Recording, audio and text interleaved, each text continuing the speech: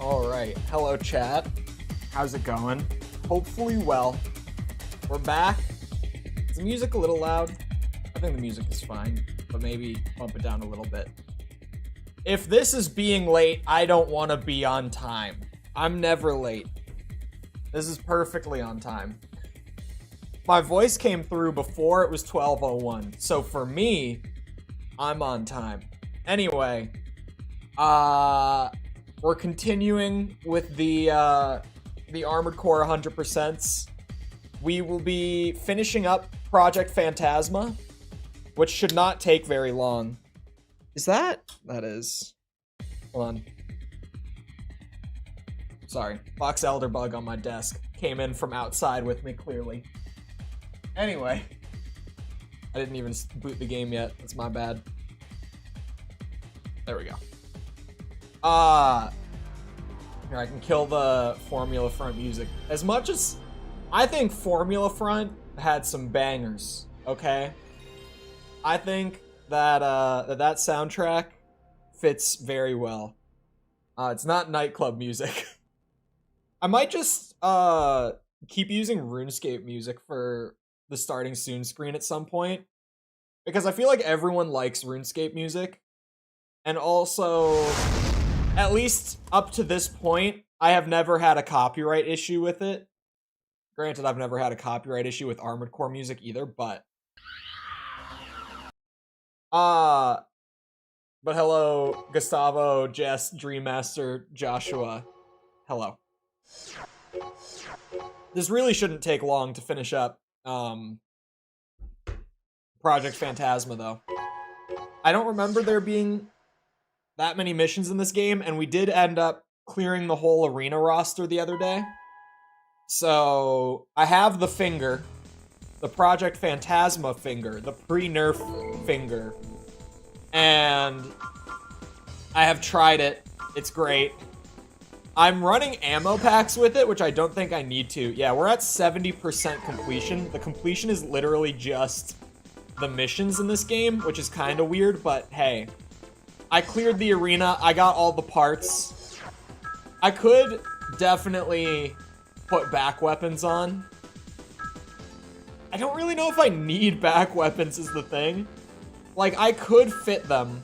I don't need to have 6,000 ammo on the finger. It's so overkill to run double ammo pack with it.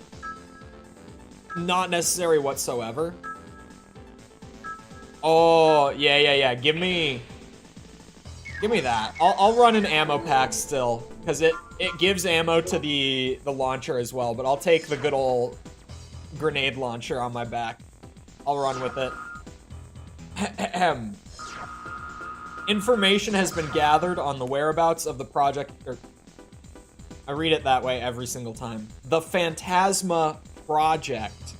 It can be located in the subway area of Amber Crown. I assume Stinger is planning on seizing the operation as well, so be on the lookout. Locate your target immediately and destroy it before Stinger arrives. Is the finger really that powerful that you don't need to run anything else? Oh yeah, hold on, you'll see it. This game specifically was the first appearance of it, and it was a reward for clearing the arena.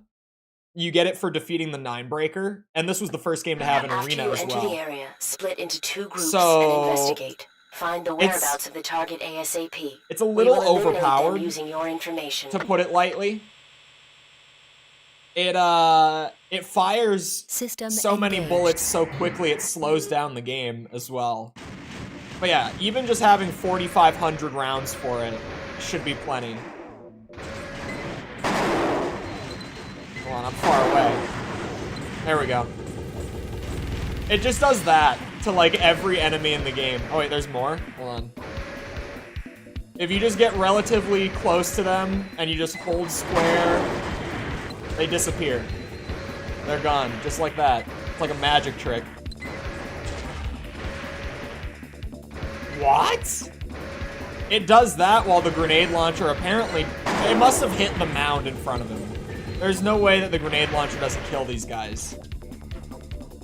haven't been able to enjoy AC6 because optical fiber cable in the building has been damaged. Huh? Your fiber cable has been out for 3 weeks? Hold on. That's crazy. Want to test the new patches? I have not played on the new patches. When I eventually get back to Armored Core 6 again, it's just going to be for the review series video for it. That'll be when I finally return, and when I do that, I'm going to do what no one wants to do, and I'm going to start a new save file from the beginning. It's going to be something. Oh, speaking of review series stuff, 4 answer videos done. I can come back to that. It goes up tomorrow, but I mentioned yesterday that I had been trying to set up Armored Core 5 on emulator so that I could, like, upscale it, raise the frame rate, the stuff I do for every video, right? And holy shit, it just didn't want to work. And I had gotten it to, like, a state in which it worked perfectly, except for all of the textures on every AC were completely missing. So it was just, like, complete blackout on every AC. And I was gonna be like, alright, I'll run it like this. And I did start and record some footage with it, but then I had an idea for a fix. So I go back and try again. This was this morning, right before I was about to record. I have an idea. I open up, like, my config file, because I'm using Xenia. So if you know emulators at all, you know how normally, here, you know how normally emulators have, like, a UI, like a graphics interface, where you can change all your settings and stuff? Xenia doesn't have one of these, because it's such an early in-development emulator. You have to just go into, like, the config file and edit it in, like, Notepad to change your settings for the emulator, which is fine once you know how to use it, and thankfully I've used Xenia a little bit before. But I tried something, and there's good news and bad news with it. Good news, I fixed the AC textures. And the issue that I had previously was I was able to fix them, but if I did it that way, it would drop my game to like 15 FPS. I managed to get the textures fixed without dropping the frame rate to like 15 frames, but it's not perfect because now the downside is that I can't upscale the game with that setting config going. So the new solution is I have everything else fixed, but my footage is going to be in 720p, which I don't love, but I would rather have it be 720p than have literally no textures on my AC for the entire video. It's my new compromise, but it works. I can deal with 720p. Didn't you stop streaming on Sundays? I stopped mandatory streaming on Sundays. I still do it, like, half the time at least. I think I've still streamed more Sundays than not since I, like, took it off the official schedule. Wait, I missed one still. What the hell? For answer, in RPCS 3 runs with textures on ACs without tweaking. Yeah, for answer, I didn't have an issue. Despite apparently a lot of people having issues with the AC textures in that game, I didn't have any. Armored Core 5, flat out, I could not even get it to boot in RPCS 3, so I had to use the 360 version instead. Which, they're the exact same. At least as far as I was able to find. I couldn't find there being, like, any actual differences between the two ports of AC5. Other than, one of them I could get working, and one of them I couldn't. AC5 that's basically unplayable. It plays really well.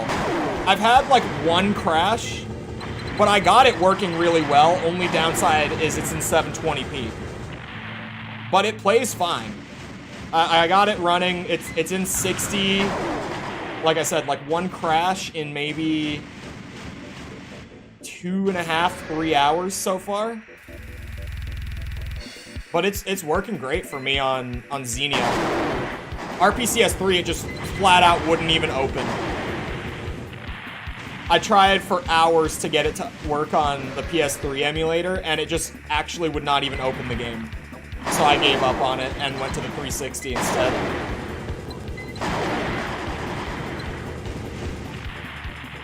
Hello? Who's behind this door? I have the finger. I know exactly what's behind this door. I failed this mission a lot. My first time playing the game. You've come. Stinger killed me here Didn't I mention that I do not so many like times annoyances? when I was playing for the review series. I will never turn over Phantasma to the likes of you. It seemed more complicated. It is easily the most complicated emulator I've ever used. Like, no doubt in my mind that Xenia is the hardest to get used to and, like, learn how to work with. But Xenia Canary now runs pretty well for most games. That is mine! Mine! Chapter Master Valen, hopefully I'm saying that right. Thank you for the sub. Appreciate it. Yeah, the finger, it worked. Worked. I mainly want it for Ace Combat 6, which is Xbox only. Oh, interesting. How stilted the dialogue is. No, I love old PS1, like even PS2, right? I love like old goofy voice acting. I believe that this is the place. Be careful. We were too late. I cannot believe they got here before us. Go find him. We must destroy him at all costs.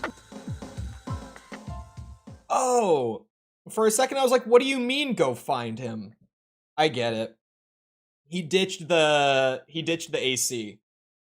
Okay. For a second I was like, what do you mean go find him? He's right there. But no, I guess he's supposed to have ditched the suit and ran. Do you have a lore for them, or do you just use what you like best? I normally just try to change it up intentionally. I have not, like, made a full lore for any of them, necessarily. A couple of their names have come from, like, a weird story. Like, AC Rebel, who, if you've been in the streams, or just if you've managed to catch it in the video, I've been naming all of my ACs Rebel since, like, I played Master of Arena for the first time. But then also with AC5 now, because of the texture bug, when I was just gonna play the game and settle for dealing with the texture bug for like the 1 hour of the game I played in that state, I was like, alright, that's it. This AC is now AC Glitch. That's the new call sign for this guy.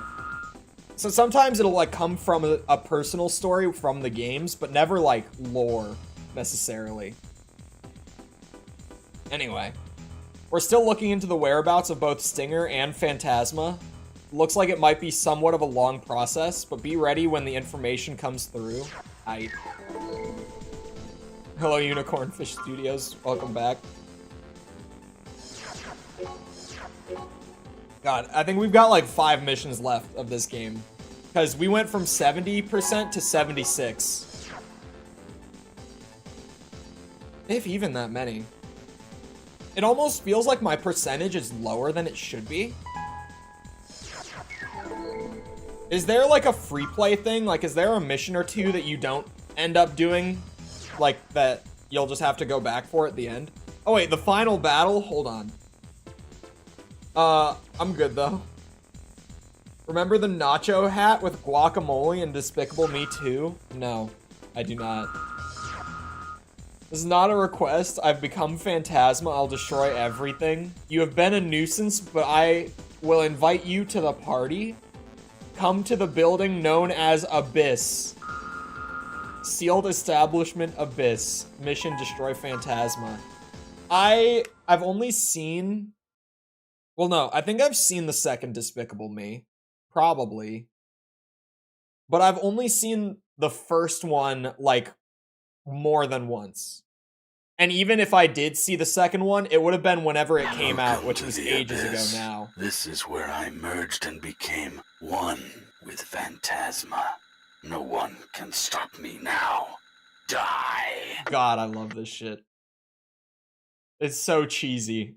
I live for this kind of PS1 game. Oh my god! Whose giant machine gun wins first? Ow, ow, ow, missiles.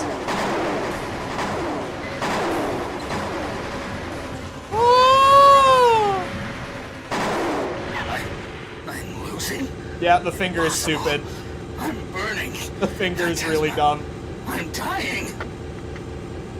Yeah, it is his new body. The story there is that the whole point of, like, the weapon project was to merge a human with the weapon, and he just ended up being the one that they merged with it. And then I fly straight through the ceiling. What an ending. What an ending. Such a great idea. No, it's not. Hold on, there's my mouse. It wouldn't let it out of the emulator for a second. Despicable. We did it. We destroyed Phantasma. Maybe we could have adapted the technology, but I guess it's better this way.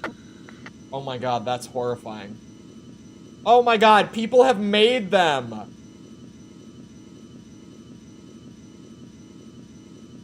Wait, Binging with Babish did an episode where he made it. Babish made a tortilla chip sombrero. I would like to ask for your help again later. You are quite a strong ally to have. Just give me a discount next time, huh? No. No.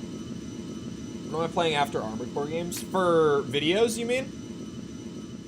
I've been running a poll on some of the videos for it. And right now, it looks like the next review series is going to be Devil May Cry. Which should be exciting. Because those are some interesting games. Those games change a ton from game to game too. My only worry with Devil May Cry is that the videos might be longer.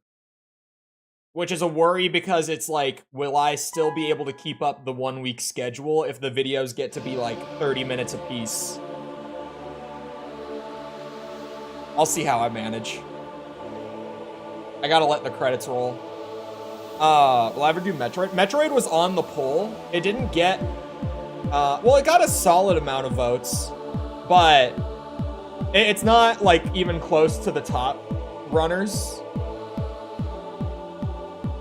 Hold on, I'm pulling it up while the credits roll.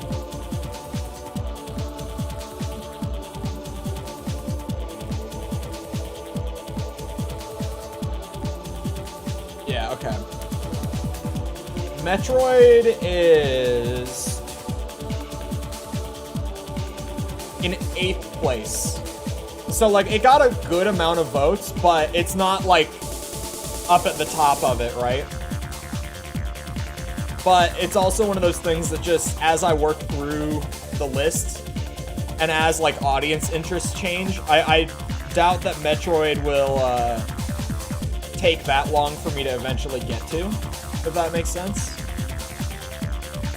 This music is really loud for me. I'm just gonna turn down my headphones. Hopefully it's not that loud on stream.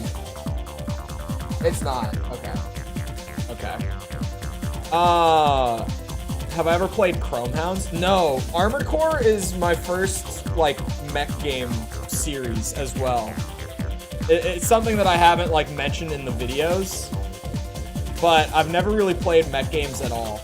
Other than when I was, like, a literal toddler, I played a little bit of Mech Assault 2 on Xbox, right? It was Xbox, I think. It might have been on PS2 as well. But I think my disc that I still have in the other room, like in my storage room, I think it's an Xbox game.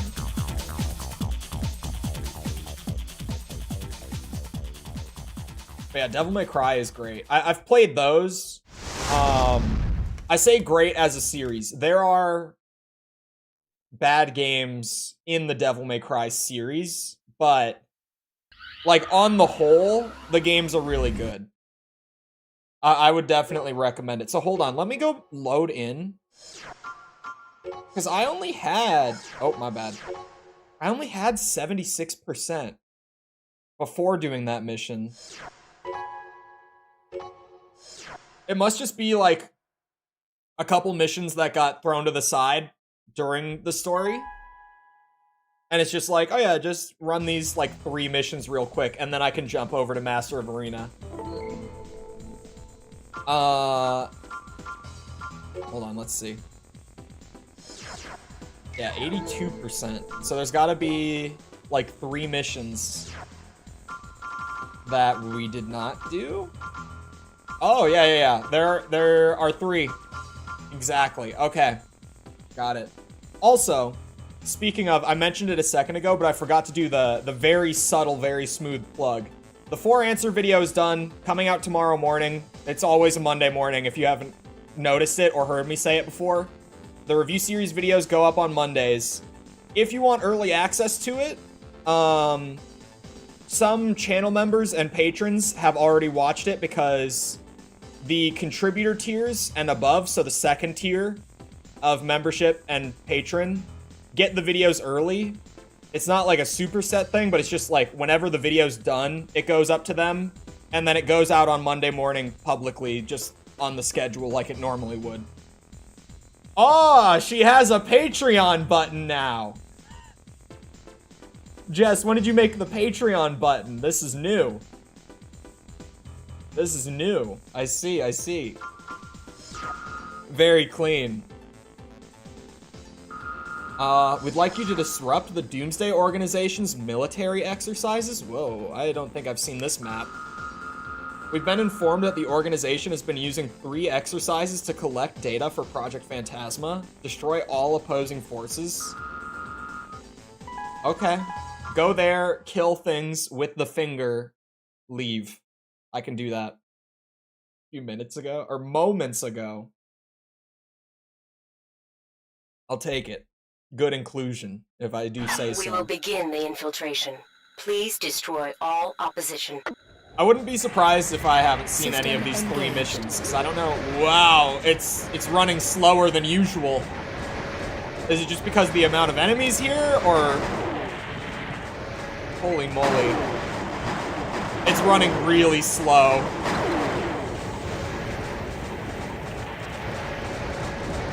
Yeah, the Gen 1 games had some slowdown issues on the PS1. From what I've heard... Okay, wait. Armored Core fans. I need to double check this with reputable sources, as in the incredibly based and knowledgeable people that watch my videos, of course. Armored Core 5 is supposed to have horrible performance on PS3, right? I don't know about Xbox, but I just heard that, like, on consoles at the time, apparently the performance was, like, horrific. Like, it just had so many drops below 30 FPS and stuff like that. Like, 4 answer. Oh yeah, I heard Gen 4 had some of it. Now that I'm thinking about it as well. I kind of forgot to mention that. Shit. Because I forgot about it until you said it just now, to be honest. But I heard it way more with Gen 5. And after seeing how it runs on emulator, I'm not shocked. Because, like, my rig can handle it on emulation, but it's not great. It took a lot of work to get it working properly, too. Has been defeated. More than Gen 4? Okay. I mean, I don't know if it'll be that important, since it's like, you know, I don't really play on the original hardware, at least when I record videos. The rain effect on the screen in AC5? Oh, was there, like, the rain effect specifically would kill it? God damn it, it went through. Alright. Caveman mode. Chole is caveman. Sorry, Chole was wondering if the dog is in here. She is not. Just random thought. Where Chole thought, where is dog? Dog not here. Never had issues on 5? Interesting. Cause, this redeem sucks ass. Cause Chole saw some reviews from like when the game came out saying that performance was bad, but it's also very likely that it could have been from like the lasers in the console wearing out or something like that, like in the system. Is it Cole or Chole? Chole's name, like first name, is Cole. But Chole is a nickname that Cole picked up in high school. And it's one that stuck with him for a long time, so... And after Chole told the story behind said nickname on stream, everyone in his chat started calling him it. So he just renamed the channel to it when he was looking to rebrand. Chole, like CH, like ch. But Chole talks weird. We need you to completely destroy the Doomsday Organization detachment. The detachment has been seen gathering in the downtown area of Amber Crown. Their intent is currently unknown, but it's a perfect opportunity for us. We're hoping that if the detachment is destroyed, Project Phantasma will fall through. Alright. Chole doesn't think he ever saw this one either. Chole. Isn't a Chole like a clothing item? You have to have the accent on the E. Yeah, one of Chole's streamer friends, her TTS on her stream, her text-to-speech, like if you donate to her stream, or like sub to her Twitch or whatever, right, you get the text-to-speech. Her text-to-speech reads the name as Chole. For whatever reason. It's just always said Chole whenever people will put my name, oh shit, put Chole's name into the text-to-speech. Is Chole supposed to destroy these? Chole thinks he's supposed to kill these. Oh. We have discovered enemy reinforcements. This might be a good opportunity. Let's destroy them. It's a great opportunity, especially just to, you know, get some use out of the finger before we go to Master of Arena, and it allegedly, not that Chole has ever seen it before, gets nerfed to hell and back, compared to this at least. The amount of slowdown on these last 2 missions is crazy. More reinforcements? More? Please be careful. Who needs to be careful when you have the finger? Jesus, this thing is so stupid. You know, everyone's complaining about dual Zimmerman right now. No one's talking about Project Phantasma finger. Or actually, Zimmerman's just got nerfed. Chat, how... Those of you that are like actively playing 6, how do Zimmermans feel in PvP now? Are they still dominant? We have received confirmation that all opposition has been defeated. Our mission is complete. Let's go home. If TTS is good enough for Emperor, it's good enough for me. The TTS on... Hold on. Checking the time. Damn. The TTS on Chole's channel is Moist Critical. The one and only. And it's hilarious. Because it's actually a pretty good, like, AI text-to-speech thing. Like, it's trained pretty well. It rarely messes up in, like, pronunciation. But it has its moments where it'll say something really weird.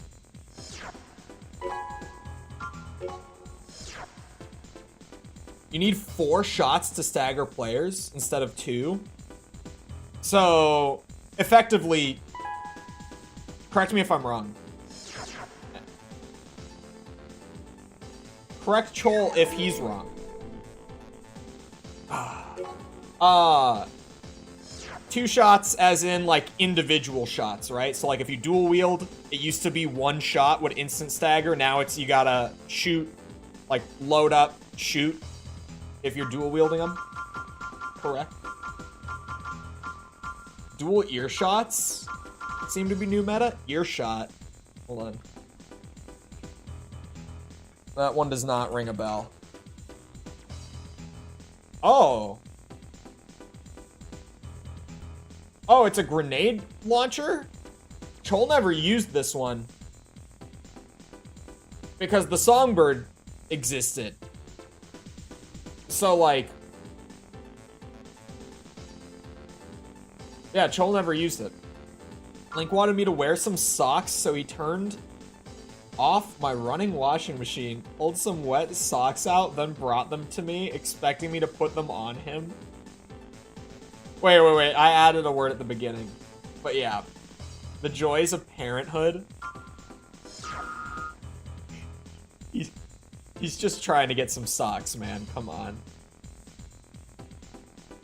Songbirds got nerfed too? Yeah.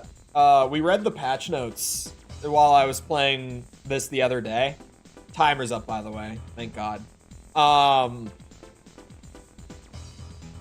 And I saw that a lot of the big ones got nerfed. Like the stun launcher, the needle launcher thing got nerfed. Thank God. Tetrapod hover got nerfed. There was a lot of stuff that I wouldn't have expected. But I didn't really see anything that I thought was weird. Actually, I do remember seeing one thing that I thought was weird. I just can't remember what it was.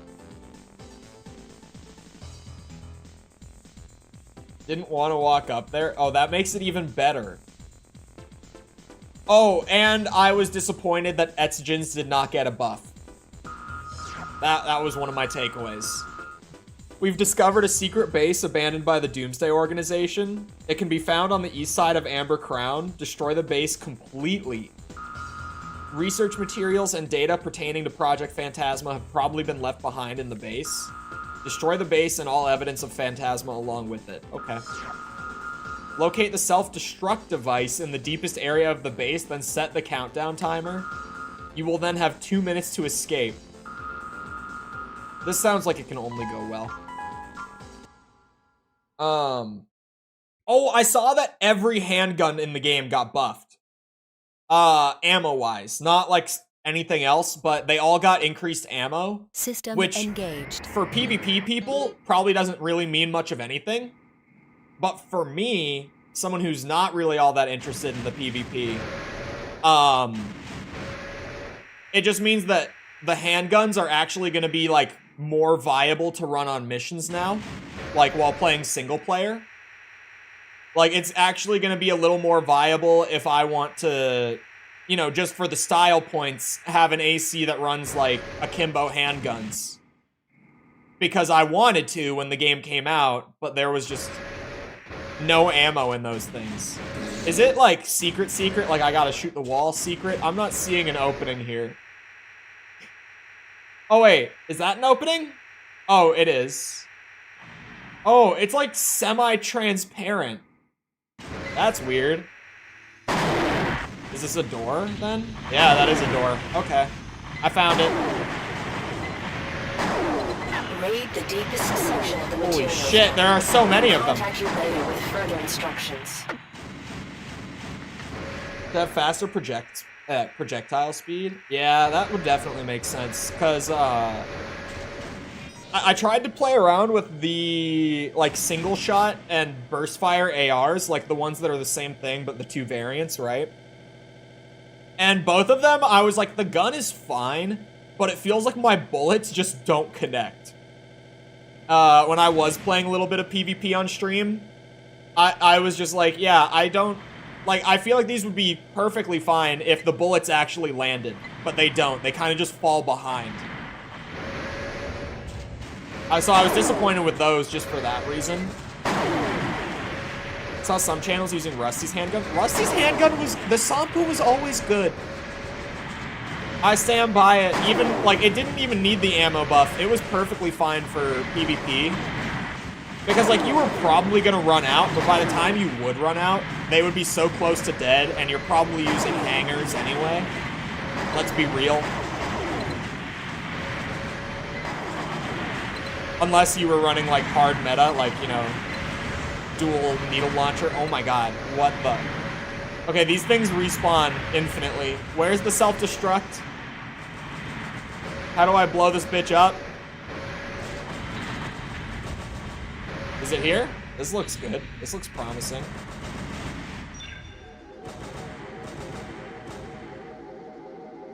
Oh, not dual wield though. Interesting.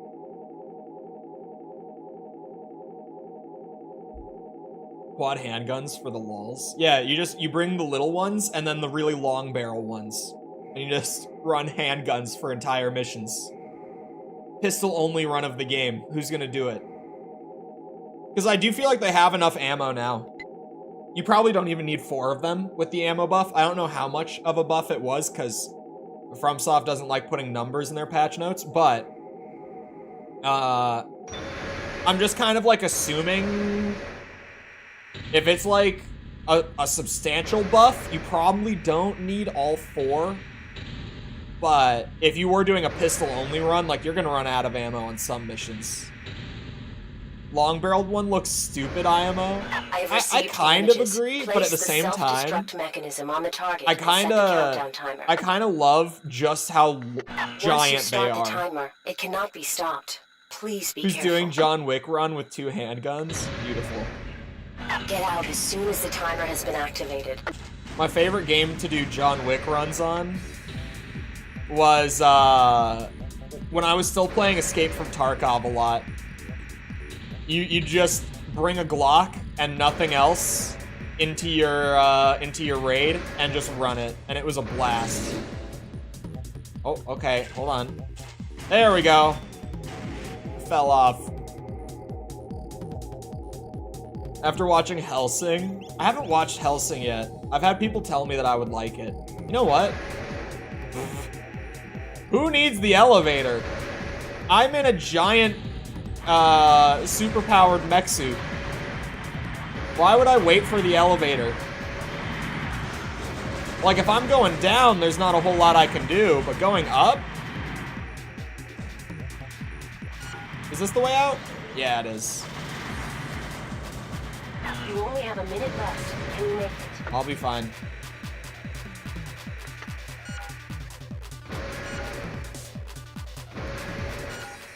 That works. That definitely works. You escaped. We will collect. Target achieved. We will collect.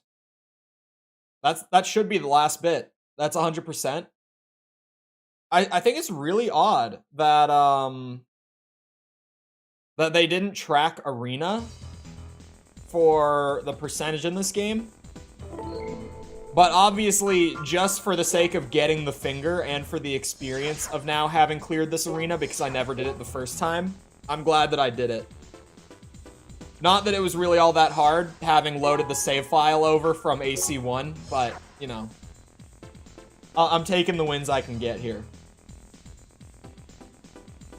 I don't know if it's abridged or not. I have that with Dragon Ball. I'll end up quoting Team 4-Star, thinking that it's like actually from the show sometimes. It's just I get some quotes so like burned into my brain that I'll say something from Team 4-Star fully thinking that it's just actually from Dragon Ball. That's it.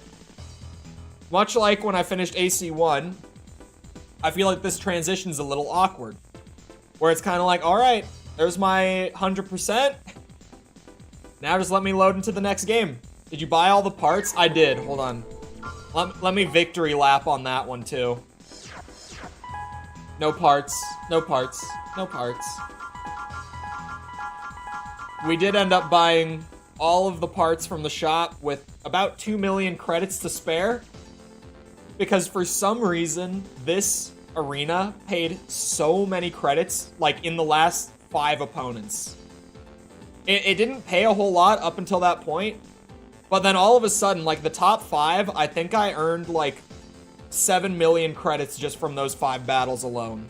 They paid a ridiculous amount. Anyway, let me do the awkward transition stuff. I'm still here. It's not like I'm getting up and leaving. I'm doing the emulator stuff to pull the file over. And then we'll be good to go on Master of Arena, so give me a second. While I remember how to do this as well. I remember how to do it. I found it. We do this, and then we grab that one. It's weird because on that save file, on the memory card for Project Phantasma, it has the AC1 and the Project Phantasma file both on there. So I almost accidentally pulled over the AC1 file, which would have been super disappointing because I would not have had every part in the game. But here we are. We're good. What are my thoughts of ARM Sports returning in AC6 or in the future? I want them to. I really want them to. I'm gonna be very stingy about my thoughts on 4 Answer because the video comes out tomorrow morning.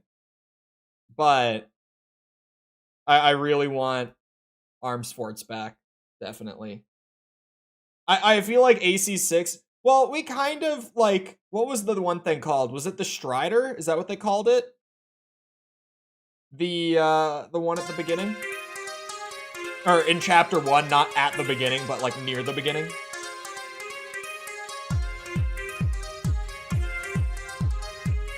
The Strider was one, yeah. Like that was, in my mind, that was an ARM sport.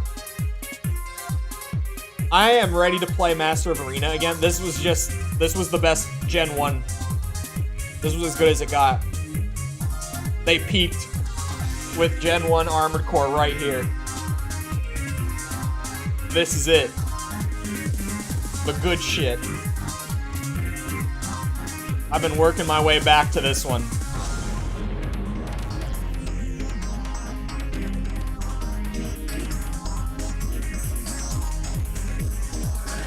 I love the intro being so compressed compared to me upscaling everything else. If we could have gotten like a proper upscale mod for it, I would have, trust me. Because someday, when I eventually end up doing a review series for Resident Evil, if there are uncompressed backgrounds for like the static camera games, know that I will be using them. I was talking about that a bit ago. I don't remember what I was playing when I said that. But for a lot of the old Resident Evil games that used like the static backgrounds, because they're static background, like you can upscale the game via emulator, but you can't upscale a 2D image through emulation. So everything will get upscaled except for the background. So really, only like 10% of the game is getting upscaled at that point.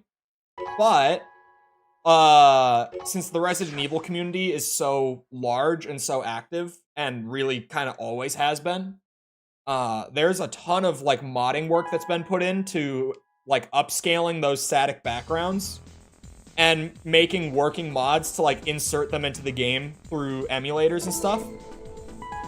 So like you can play the original RE2 with the full like uncompressed 2D images in the background being brought up to like 4K. And it looks amazing.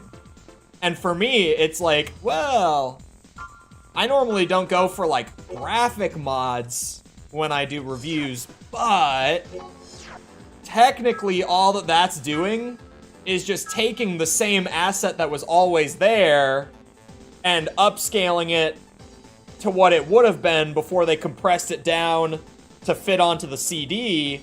So, like, I think this is okay. Me personally.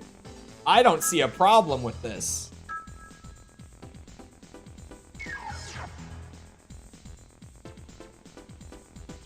Apparently, the big space satellite in the start has a model slightly bigger than the Strider. Wouldn't it be a lot bigger if we were talking like... Oh, I guess the Strider... Sorry. No, that makes sense. I was like, shouldn't it be, like, significantly bigger? Because this is a satellite we're talking about, but I forget that the ACs are already so ginormous. I wish for more Outbreak-style games. I actually just recently... I'm a big survival horror guy, like old-school survival horror guy. I just recently found out about a survival horror game I had never heard of before called Obscure, if you've never heard of that. And it's not as good as Outbreak, but if you liked the concept of Outbreak, like being able to play through a survival horror scenario with more than one person, like it's a co-op thing, check out Obscure. There's 2 of them.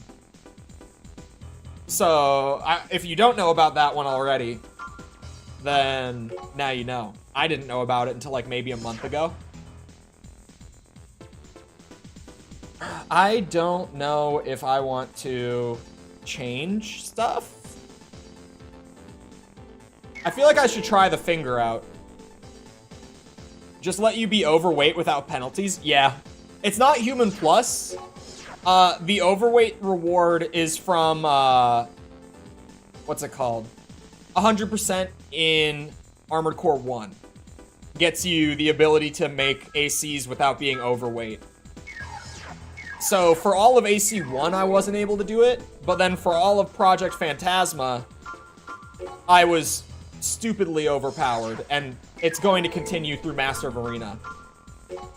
Doing this series, granted, I wasn't 100%ing the first time, but going back and doing 100% and porting the save files because I asked chat and they said that we should, it has made me thankful that for the reviews, I never ported a save file over because I feel like it completely breaks the balance of these games. I feel like it makes them an absolute cakewalk compared to what they otherwise would be. Having dual wield? Like whether I like it or not? I think more dual wield is more... Oh, dual wield melee. It should. That would be hilarious. I want to see it. We've received a request asking for assistance in tracking down an escaped criminal. The fugitive is a chronic corporate hacker. He has hijacked an armored car and locked himself in the botanical zone. He hacked into the facility's security system, and all security MTs are now under his control. The offensive capability of a single MT is no match for an AC, though they can be a nuisance when encountered in groups. Immediately destroy all MTs you come across. The building's structural data has been prepared. Your goal is to capture the fugitive. You have permission to take him out if necessary. I remember this mission pretty well. Dual pile bunkers, short risky range, but boom. I would love to see goofy shit like that. And I think, just if we're talking System pure style engaged. points, seeing We are like monitoring dual your wield status. Moonlight or We'll contact Redshift you if the need arises. could be amazing. As this is your first Okay, job, make sure hold you on. proceed with care. That is all. Hold on, chat. Remember when I had 4,500 ammo with this setup in Project Phantasma? I think I've encountered the first way that they nerfed the finger going into this game. Oh, and it's still... Oh, that's a big nerf. That's a huge nerf. Oh, shit, hold on. Did I see the Moonlight in Gen 4? I don't think I did, no. No, I definitely didn't. I would remember it. I always keep an eye out for it if I can find it. And I don't think I saw it.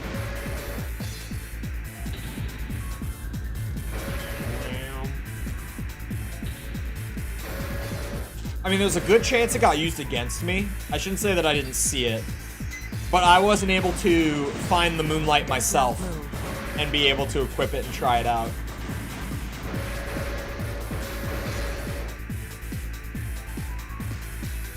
Orleans. They said it like out loud at one point in that game, and I just remember them saying it the way that I wouldn't. I feel like they pronounced it Orleans. Which, to be fair, if you're from, like, Louisiana, they all call it New Orleans. But everyone else, at least in the US, calls it New Orleans.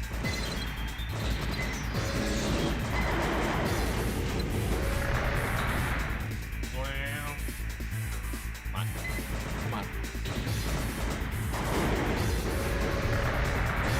Southern dialect was really funny to me when I lived in the South. Or just, like, the accent in general. Because there were some words that I had no idea that they said differently. In the South. Like, lawyer. I had no idea that in the South, United States, they say lawyer. Like, it's like law. Because that's their career path, I guess. Lawyer was one that caught me off guard.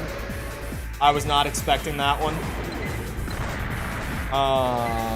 Orleans was one of them.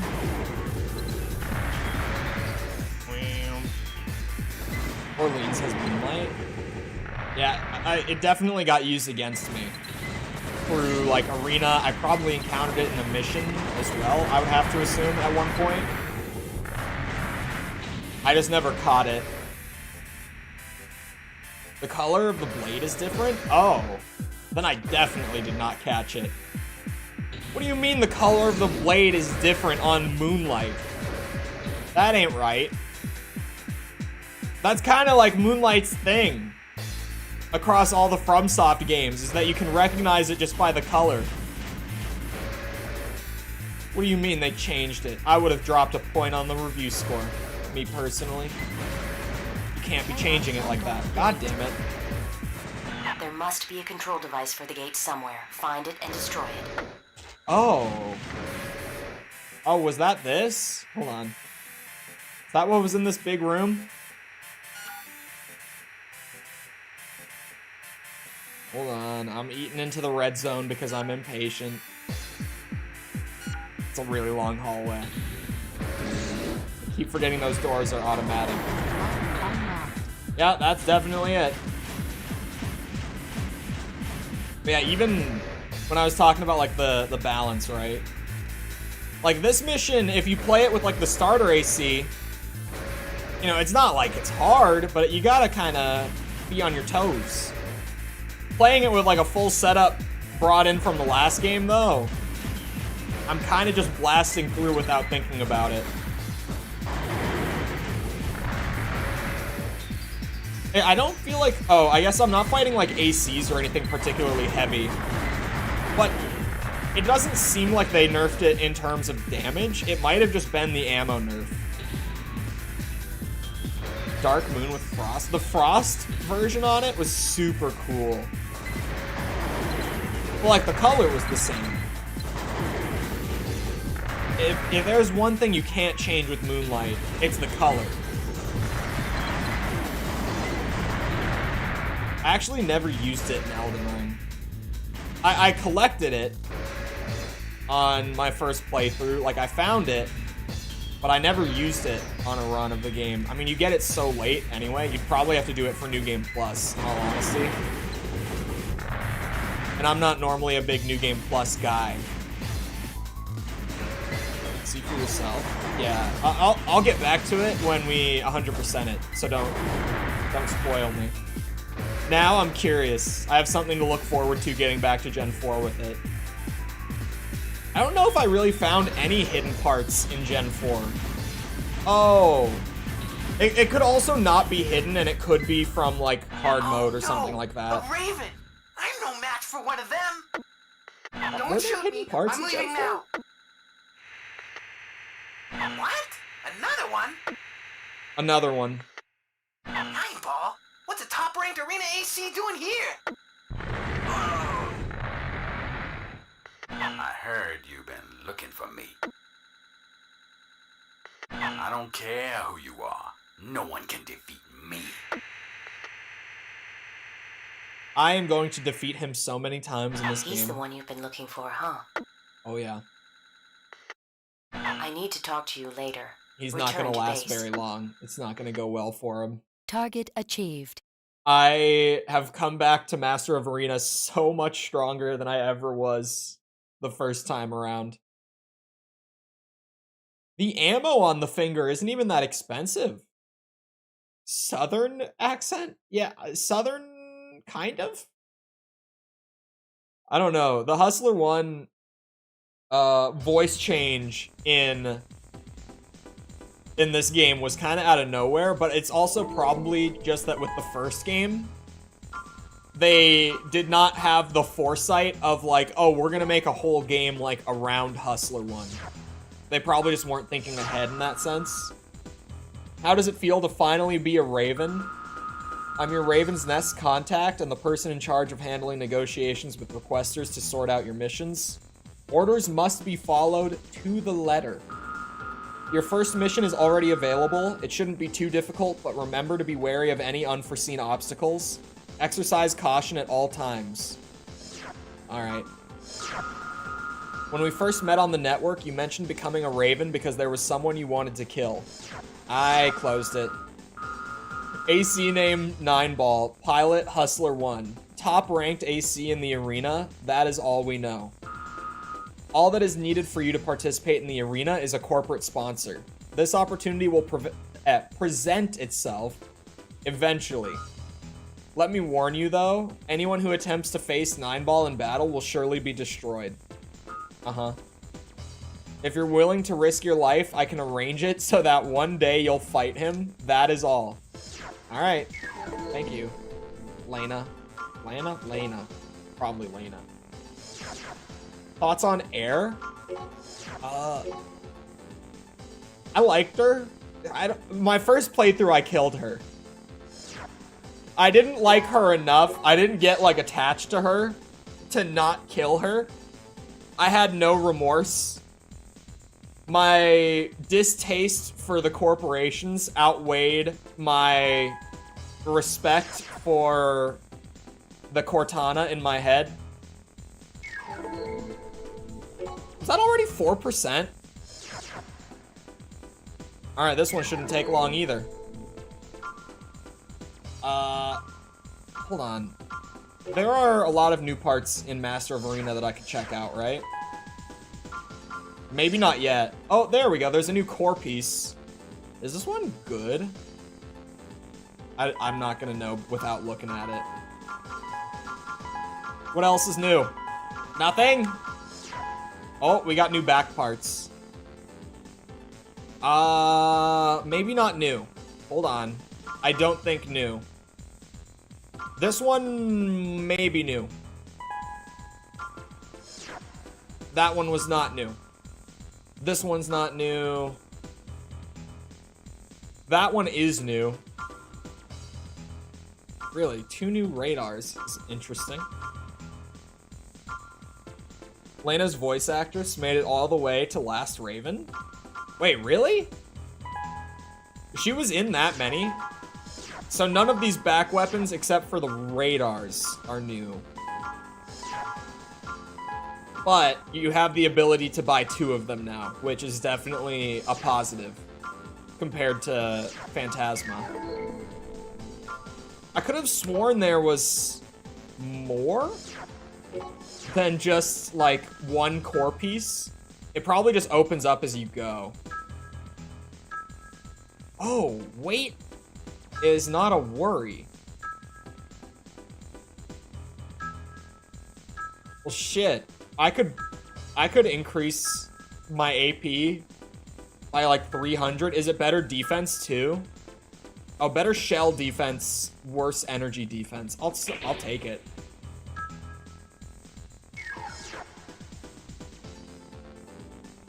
You know, I don't know if that looks right. Oh, this game has hidden parts? Thank you for mentioning that. Hold on.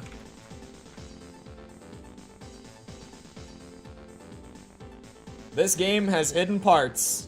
Pause. That's... Oh.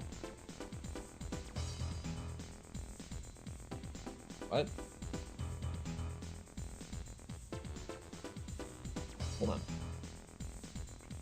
Sorry, I pulled up a big text guide. Okay. I have the secret parts list. There's... Shit. There's a lot of them.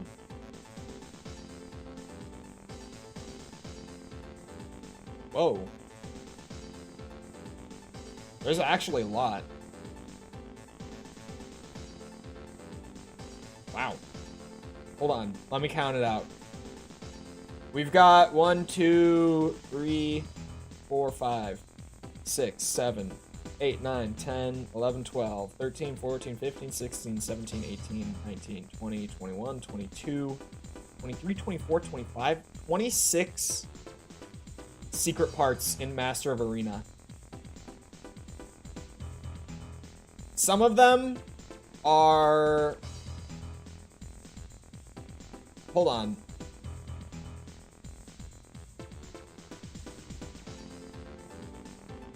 Making the heaviest possible AC with the lightest legs would be very funny. I think I might do it. I'm definitely leaning that way right now. Are these like hidden in levels? They must be, right? Because...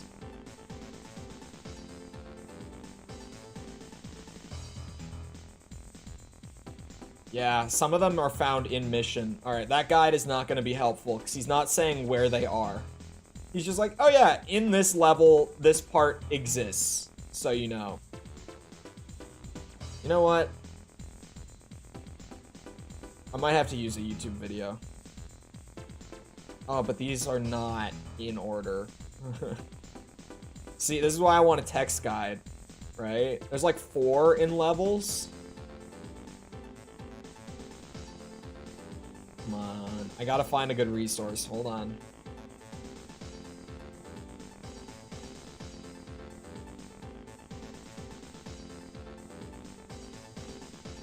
This is just a giant list of all the parts that exist.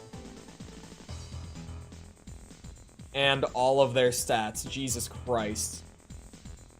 There's a good... Yeah, a video came up that looks like it's fine, but it... Yeah, it's not in order is the only thing. So it's like, I'll kind of have to probably play certain missions more than once if I use this. There's not timestamps either.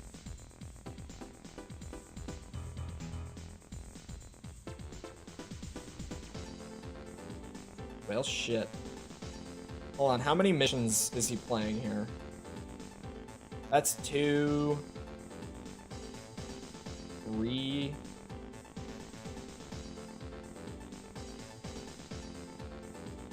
Is it just 4 missions?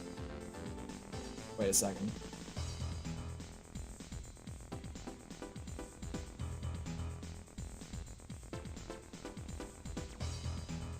Looks like it's just 4. It looks like that's right, that there's only 4 of them. Yeah, since there's only 4, this video will work. This'll work. That's fine. Okay. Sorry, I got distracted. Let's see. Well, I don't think this head is the heaviest one. It might be. I don't think it is. But that head has insane energy defense. It actually might be the heaviest head possible. Yeah, it is. Alright, I already have the heaviest head equipped. As far as the arms go... Oh, weapon arms are going to be heavy. I don't want those. Let me just use this and just look at my AP. So we got like 9,300, 9,400. Oh, there go my back weapons. I'm min-maxing my AP while still using like lightweight legs. Or not lightweight, sorry, midweight. I don't want to go full lightweight and sacrifice the AP from them. But there we go. Let me get my arm, or my back pieces back. Equip impossible. Wait, what? Equipping a lot of these weapons is impossible? Hold on. I saw it for a couple, and now it's stopped. Maybe not. Oh, these arms aren't compatible with a lot of that shit. Oh, that ruins them. Hold on, are these? I can drop like 50. Yeah, these will work. These will work. Okay. This is the setup. Now, I think. I might actually want missiles.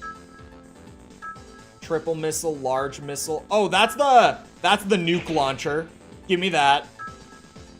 And then I want the grenade cannon again. It's a Gen 1 classic, the 9-ball grenade cannon.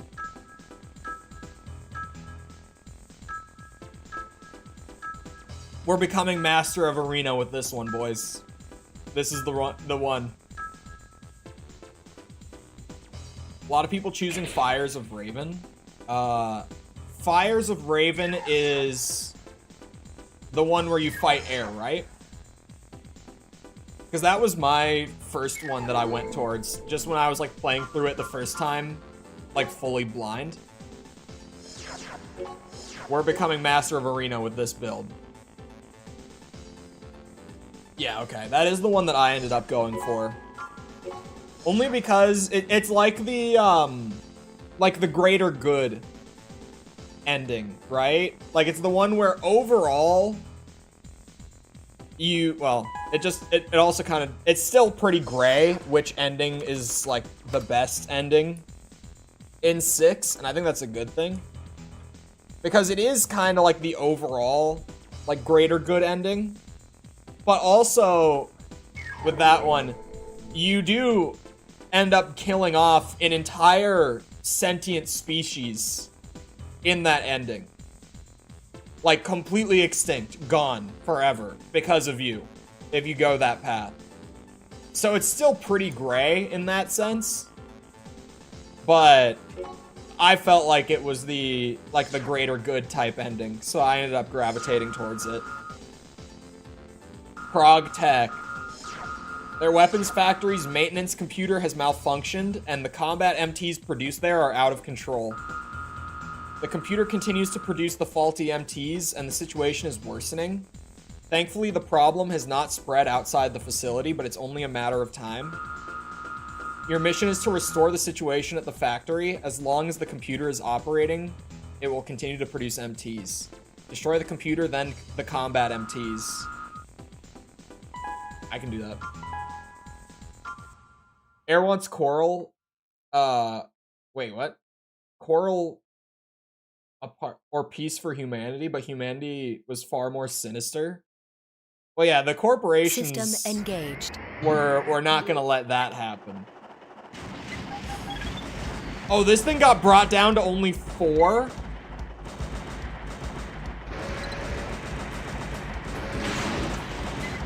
Damn, they really nerfed ammo, like, across the board in this game. Oh, maybe I should have gone Karasawa again.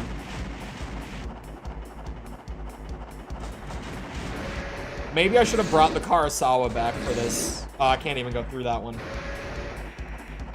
Right. Yeah, they're below. After this, if I forget to throw the Karasawa on, someone's got to remind me. I like the finger. I feel like I earned the finger more than I earned the Karasawa, but if we're going for the full juicer, I think that it will be better for this game, specifically. Now that the ammo got nerfed to hell. Oh my god, yeah, the ammo might be a problem on this. I have Moonlight, though. So we're fine.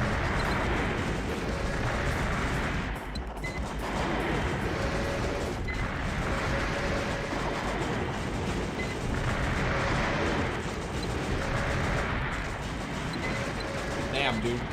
Oh, that's right. They're infinitely respawning. Shit. I was not thinking.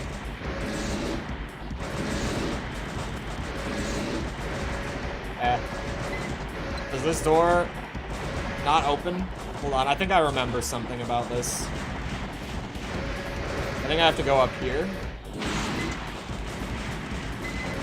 Cannot unlock gate. For secrets already on that mission, I would have missed it. Hold on, where is it? Okay. I see where it is. There's the big crate room at one point. And like way tucked in the back, there's a secret part. Find the locking mechanism that controls the gate. You must destroy it first.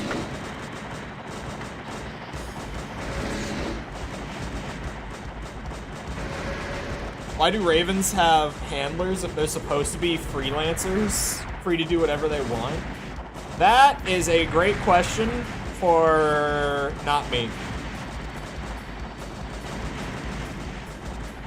I do not know the answer to that, because, I mean, like, who are they handling me?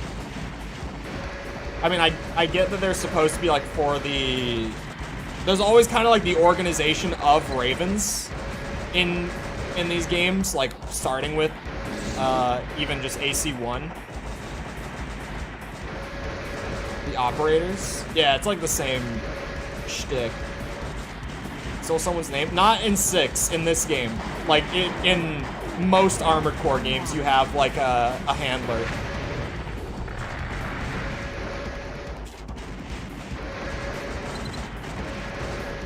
I had to destroy both of them. Bullshit.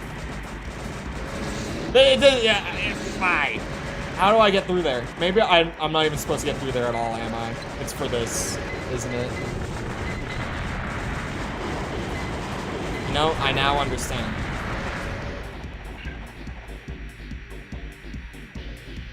We just keep her going. They're operators, people who suggest missions and on mission support. Oh, what? Bah, bah, bah, bah, bah.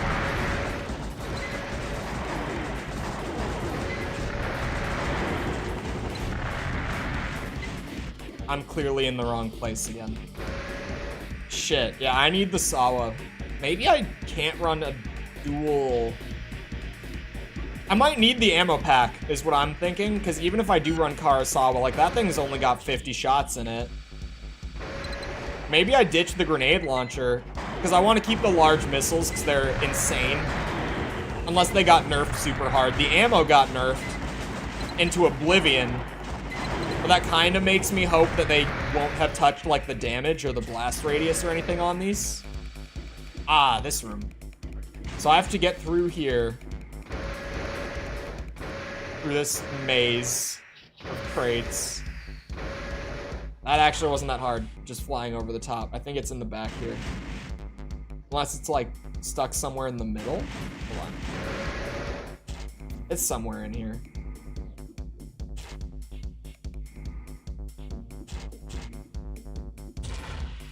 Maybe in this corner. Shit. What do we got, man? Where is it? I could look at the video to just find the exact location, but I feel like I can find it just knowing that it's in this room. Except for the camera. Jesus Christ. It wouldn't be a FromSoft game if the camera wasn't the hardest enemy in the game. There it is. Head part acquired. Oh, it says what kind of part it is now.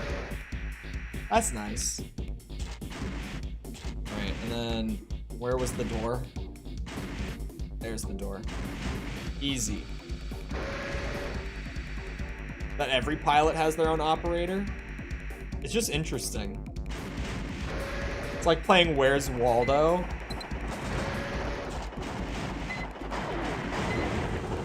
Hidden parts are nice. I didn't think that Master of Arena had any hidden parts because they put, like, all the older games' hidden parts in the shop. It kind of just made me think, like, oh yeah, they've just, you know, stuck all the parts in the shop this time. The production line has been stopped. So I'm Destroy glad all that enemy battle units. it got shouted out that there are a handful of actual hidden parts in the levels.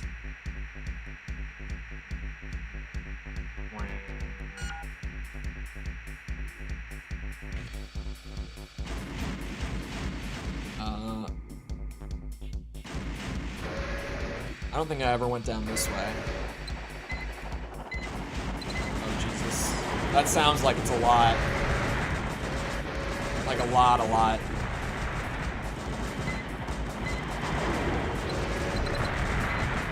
Hello? Damn it. Yeah, the ammo nerf in this game, it's pretty drastic.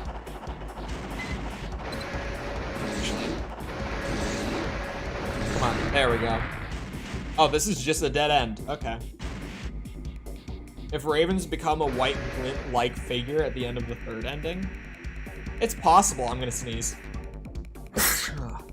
Shit. I almost said a word that YouTube doesn't like anymore. I caught myself, thankfully. Ow. Oh, that works. That was all of them in one go. You know, maybe the grenade launcher stays. Maybe I was wrong about the grenade launcher. I don't know. I definitely think I want to ditch one of the back weapons for an ammo pack, but I just don't know which one. Wait a minute. Oh no, this is the right way. Ignore me. Alright, we just go back in here and clear them out, and then we should be done. Oh, that is not what I meant to do. Even with as many hours as I have played on these old controls, I still just press the right trigger more than I mean to Target and achieved. look straight at the ground from time to time. Firepower or ammo? Yeah, I think it's definitely just that the grenade launcher will have more ammo. But then the large missiles are like a goddamn, like, low yield nuke. Genuinely, they're ridiculous. At least, assuming they didn't touch the damage from Project Phantasma to Master of Arena, which they could have. But assuming they didn't, I was hitting Arena opponents with it for like 2400 AP if the missile connected. So it's definitely good to just take out a big target with it. But I feel like it's more of a it's more of an arena piece than a mission piece. I might just swap between them, like the ammo pack and the large missile, whenever I'm swapping between like missions and arena. That might be what I end up doing. Wait, the Sawa will be this way, right? Because like all the hidden weapons go at the end. There it was. Yeah. On long seek and destroy missions, I went with the high capacity MG and maybe one ammo pack.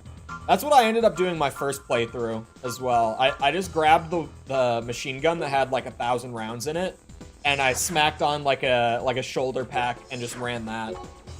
And it was great. But I have all this overpowered shit for a reason. I worked for all this overpowered shit. Also, hello, Rex.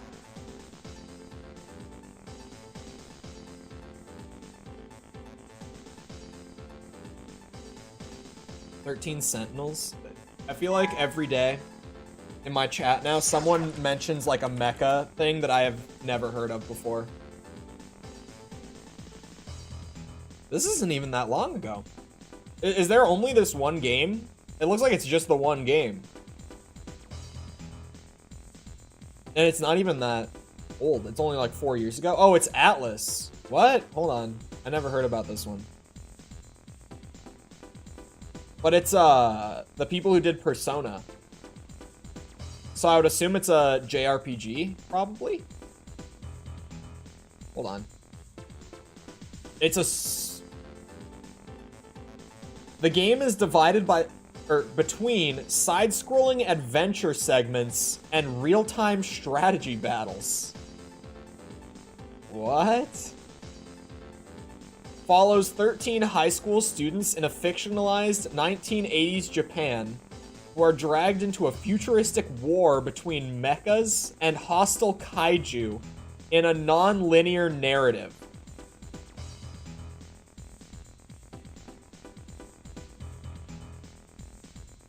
What?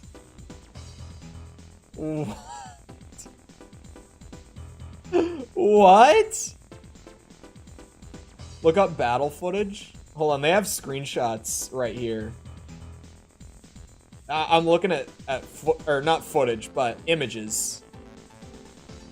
That is super interesting because I see Atlas and I just assume it's a JRPG. But that's a little different from what they normally do. It's not on PC, it's only on PS4 and Switch. And the Switch port only came out last year. It was just on PS4.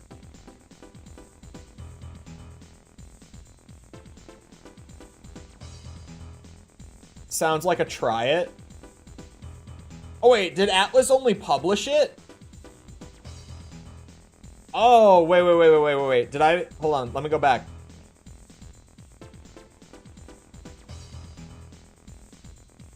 Did Atlas only publish it? Yeah, okay, they published the game. Got it. I saw Atlas and I just assumed they developed it. Interesting. I haven't played anything from Vanillaware before. I did change up my AC. I was like, am I good to go back into a mission? Sorry, that was a whole side thing. Mecha, kaiju, futuristic, half side-scroller, half RTS game. Interesting. That's a new one for me today. Requester is RNG Industries. This mission pertains to the anticipated impact of a meteor with our planet. The meteor's existence has long been known, but it wasn't until just recently that a discovery was made indicating that the meteor may contain rare minerals. Ah. RNG Industries would like to recover the meteor, but there's a problem. Several of their competitors also want possession of it and are willing to fight for ownership. Your mission objective is to eliminate any units sent by RNG's competitors intent on retrieving the meteor. You must not allow it to fall into their hands. Did I ever do this one? Oh, I did do this one. I remember this mission. I was like, I do not remember a meteor mission whatsoever, but now I remember this one. I can only describe it as a literary epic. Oh wait, it's Vanillaware. I don't have my glasses on. Good excuse. I never wear my glasses. I really should. It's here.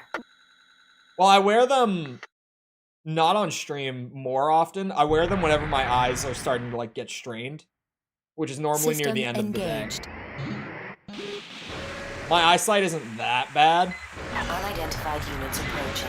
Like, it's only one eye that has bad vision anyway, but it's enough that it throws the other one off. And for people who have glasses or have a prescription,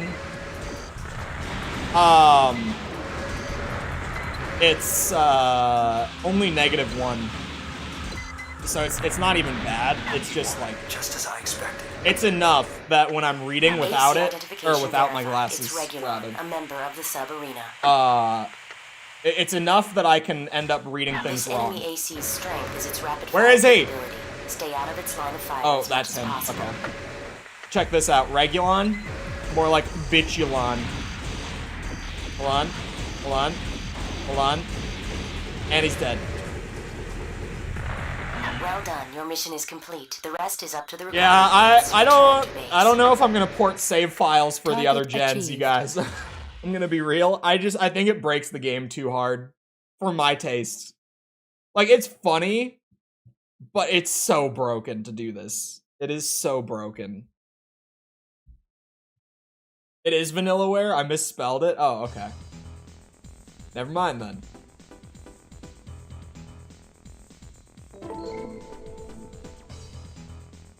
I actually forgot to check out, I thought of it while I was in the mission, the helmet that I found. Headpiece, not helmet. It's a headpiece. Was it that one? It must be this one. It is less AP, a lot less energy defense. Oh wait, the energy defense got a big nerf on this headpiece from Project Phantasma. It was like 400 some in the last game. Now it's only 292. The headpiece got a big nerf. I don't know, it seems generally worse. But it might look cooler. I feel like it fits better.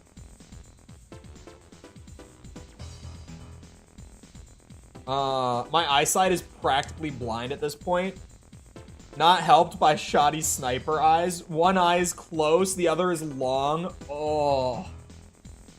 That would not help at all.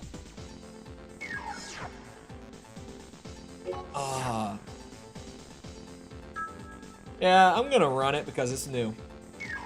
And it fits with the new core piece better. Maybe a stupid reason, but that's my reason.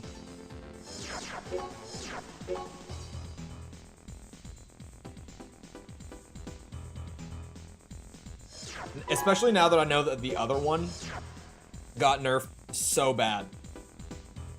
Like, that is an insane step down. Hold on, I should make sure that my optional parts are right. Because I don't remember. I might have taken off all of the energy weapon stuff when I was using the finger.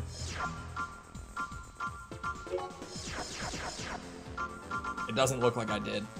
Oh wait, I have a free slot though.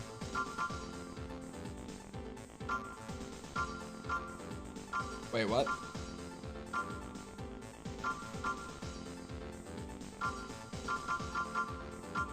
Oh, I can't run the decreased energy consumption anymore.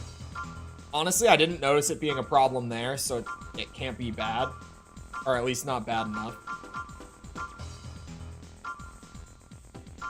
None of these are amazing. I might just go with the decreased impact. Yeah, I'm gonna go with that. Out of all of those options. Yeah, one, what's it called? One eye being nearsighted and one farsighted actually sounds really, really annoying. Because then it's like, because your eyes kind of like combine the image, like the way that your brain processes it, it would just be blurry. Like when I don't have my glasses on, at the very least, stuff that's closer is normally fine. But yeah, if you've got one of each and your brain is like kind of combining them, it's just gonna be blurry.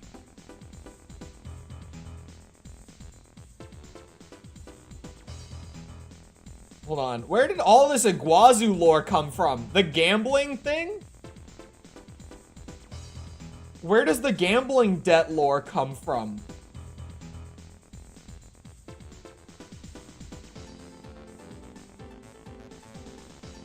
What? How did I miss that shit? Oh, his arena profile. Yeah, I would have read that and then immediately forgotten. That's how I missed it. Never mind. Izumo Materials Research Group was just attacked and top secret files were stolen. The attacker escaped through the city's underground passage and is still at large. Security forces have been deployed, but our assistance has also been requested. Find and destroy the armored car that the thief has commandeered. The armored car is highly visible and the thief can't run forever. He must have planned an alternate means of escape. Your target is the armored car. Ignore all other enemies you may encounter. Act quickly. All other? You're telling me not to blast things with the Karasawa? And you think I'm gonna listen? The safety level rating in the loading screens, I remember I cut this Main out of my system, script for the engaging combat Master of mode. Arena video because it just kind of didn't really fit anywhere. But they have like that safety level reading, and I can't remember what other game has something that's like pretty much the same. Another one of the early gen games has like a probability for success rating on the loading screen. And in both games, it made no goddamn sense to me. Like, it seemed just completely arbitrary.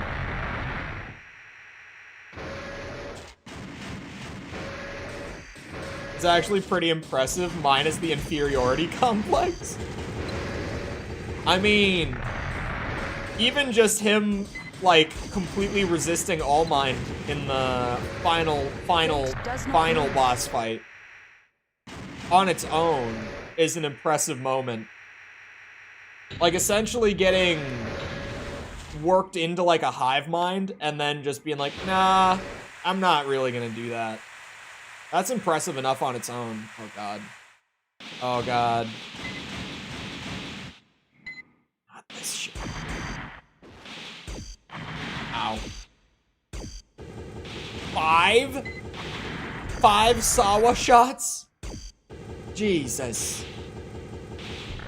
Now we wait until I'm clear. Give it a minute. Ah, I was not clear. I jumped the gun a little bit. Where is the car? The lack of music is freaking me out a little bit. I'm not gonna lie. Oh, I was like, huh? I thought that was gonna be the elevator itself. The airport should be just ahead. Destroy him before he escapes. Enemy AC detected and verified as Lucky Hopper, a member of the sub-arena. Where? He's that a Lucky? mobile Yep, there it four-legged is. type AC. Be sure not to Whoa, use him. whoa, whoa. He can't have much health left. There it is. Karasawa does its job once again. Target of operation cleared. Like, at least if I System started a switched new to game, I normal would have mode. had to buy it, right? At the very least. And I would have to balance out the weight. I don't know. Maybe, I think... I'll see how I feel about the end of AC2. I don't have to think about it for a bit, whether or not I'm going to port save. I could just run the poll for every generation. And maybe just start Last Raven fresh, purely to prove myself as a real gamer. A corporation has extended an offer to sponsor you in the arena. The sponsor is ProgTech, one of the companies operating the arena. There's one condition, though. You must defeat all Ravens currently associated with the arena. The company wants to see what you're capable of. I've done some research, and it doesn't matter who you fight, but remember, they're all Ravens just like you. That is all. From expected people to do this, it doesn't feel right. Like, it feels... I don't know. It feels like it's an option, but I don't know if I would say that they... Well, expected, yeah. They would have expected people to. But, like, I would find it hard to say that it was intended for you to. Only because of how broken it really is, right? Like, I come in here and I just blast through the entire game with really no actual effort required when I do it this way. Except for, like, the very top of the arena will require some. But that's about it. Are these... Man, what? You're giving me 3 different jobs and none of them pay? Hold on. When he ambushed you when you're ambushing Snail, infers that he went all the way down that long shaft complex with his AP intact while still having 3 repair kits. True. While Iguazu complains about the voices, he also gets to see some of his partner's faces. While we only have Walter and Air in a voice call. It's like we're the opposite. That was definitely intended. That was definitely the intent. He's a loudmouth while we're quiet. You're not wrong, actually. His surgery was safe-ish. Ours was implied to be almost botched. I mean, yeah, isn't, like, 621 outside of, you know, what you get to see when you play, at least going off the story trailer, isn't... I find it weird that this was never brought into the story of the game whatsoever, because I feel like there was so much potential to use this plot point.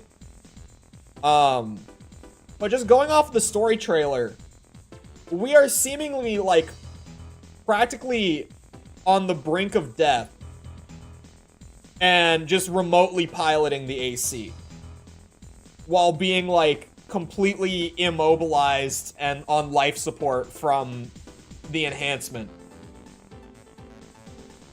621 is getting used while Iguazu has some friends and even Michigan cared for him. Iguazu does have friends. I don't know. Actually, yeah, 621 is getting used. But at the same time, it seems like Walter did care about his hounds, if that's the word to use. I'm upset about doing this for no pay, but I don't really have much of a choice on this one. Oh wait, this mission had a secret part. I remember this mission just from the title, and I know that I saw it in the hidden part video. So... this one's gonna be a little weird to find. It seems like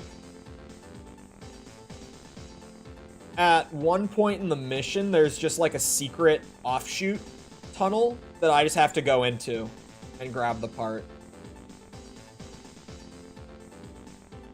Human plus level of invasive? Yeah. The only Gen 1 augment we ever see is Sula, and he calls himself a survivor. Did an exceptional video of Handler Walter's relationship with AC1. Hold on. Is Fat Brett... I've been getting these AC6 story videos. I haven't been watching them. It is the one that I'm thinking of. I was like, I feel like I've seen this channel popping up a lot. Yeah, because he does these deconstruction of villainy videos. And I've seen, like, all of his AC6 videos keep going in my recommended, and I haven't watched them. But yeah, I saw the Walter one has been in my feed recently. The Iguazu one's been in my feed a lot. Okay, never mind. The Arquebus and Balaam one has not been in my recommended. But yeah, his AC6 videos have been in my feed. Oh, and I've watched him before. He did a full breakdown of Breath of the Wild's narrative like months ago. And I watched that. Oh, and like at the beginning of the year, he did a Dead Space video that I apparently also watched the entire way through. Hold on. How many times have I... those are the only two. I just went all the way to the bottom of his uploads. I've seen those two videos from him that I've actually, like, apparently sat the whole way through. He must do good shit. Because those are, like, 40-minute videos that I made it the whole way through. So, those have got to be good. God damn it. Alright. It's Shades time. Fair enough. Thank you, Ricky, for the yellow thing. I don't know when they changed it to yellow. Sorry, my ear is so, like, squished against my head. There. That I couldn't get the glasses behind it. Rumor has it that a group of enemies have infiltrated the cavern in the SE sector of the city. Also, welcome, Ricky. According to our information, the cavern is being used by a company to store important materials. We think the enemy forces that entered the cavern are after these materials. The target of a Raven AC hired as an escort. Or the target is, not of, is a Raven AC. Ignore all other enemies, seek out and destroy the AC, then escape. Ignore all other enemies, my ass. Did you see how the last mission went? I fought every single one of them. I could probably fight the enemies and the AC and get the secret part and be fine. Also, welcome Andrew, by the way. Sorry, I got distracted by... You mentioned that video, and I was like, is that the one that's been in my feed the whole last week? Mode. That keeps showing up? And every time I'm like, oh, I gotta watch that, and then I forget within, like, a few minutes. Oh, you're tanky. Okay. Where's the alert? Where is my text-to-speech? Where is the Duke Nukem guitar? Why are the alerts not? It feels like they've been getting progressively delayed. I might just have to like reboot them at some point here, and maybe that will fix it. Because it feels like with each passing day, my alerts have been getting more and more like delayed. Like I'll see a membership or a super come through, and it's at the point where it'll be like a full 2 minutes before the alert pops up. Whoa! Big jump. Oh my god! He tanked 2 and he's still alive! Oh, Duke Nukem Guitar is members, not donos. There it is. It's here. Shades time baby Ricky is in the stream. There's Charlie. The game drowned him out a little bit, but there he is. Thank you again, Ricky. The yellow thing. I'm gonna keep calling it the yellow thing now. When it's a yellow one, I'll just... That's just what super chats are now. They're the color things.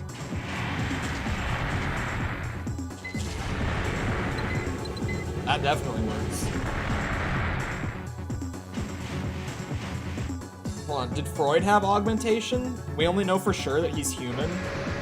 Unless that explains why he's so bored and wanting a good battle. Freud was... What build did he have? I remember the name, but I don't remember, like, him. If that makes sense. Like, I can't picture him. Enemy AC detected. It's Evil Kiss, Do you think a member of the subarena. cares about 621 He's a more? heavy humanoid I think type AC, Walter equipped with a cares missile more launcher. about 621, personally. It's going to be a long fight. Keep an eye on your ammo. Long fight my ass.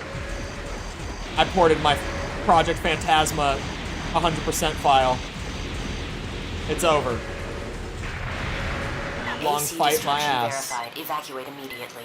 And then this, I think, is where the hidden part is. It was this, like, cavern. And there's an enemy right in the entrance, so that tells me this might be the right spot. Oh, maybe not. Hold on, does this just go back up? Just in different ways, but to the same-ish? Yeah. I wouldn't say that they're far apart, but I definitely got a more genuine feeling from Walter, if that makes sense. They're both using him while, like, kind of caring about him. Like, let's be real. They're both kind of just using him for themselves, but I feel like Walter cared a little more. Hold on, I might have to go back and... Is it in here? I might have to check the video again before I leave. Walter's the adoptive dad that becomes proud of his son. You're not wrong. Oh. Hold on, where am I now? Oh shit, I'm back here. Okay, let me check the video again with this one.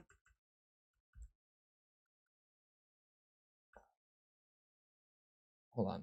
So they enter the room where the AC is. They go into the tunnel that I just came from. They fight the 2 big guys. And then they go up. They fight another big guy. And then they go up again? Oh. That's what I missed. It looks like they, like, go through the ceiling somewhere. Hold on. Let me go back.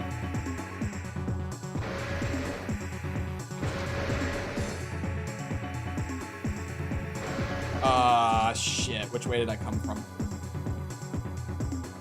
Now I'm looking at the ceiling as well. Okay, yeah, this is where... Hold on, let me make sure. I'm going back to the big open room. That's how I'm gonna figure it out. Okay, this is the big open room. So from here, you've got the couple guys in here. And then you fly up here. You might have gone straight instead of taking the left. Oh, that's all that happened. Wait, what? What am I shooting at? Oh, there is something there. It just load distance was doing its thing. For a second, I was like, huh? Am I just blasting the ceiling?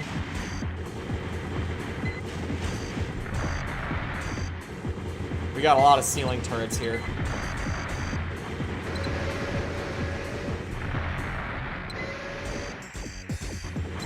Ignore all the enemies, she said. Alright, in the corner. AC weapon acquired. New shoulder weapons, looks like. And we leave. It could be arm weapons. No, I feel like then they would have said arms. I think it is back weapons.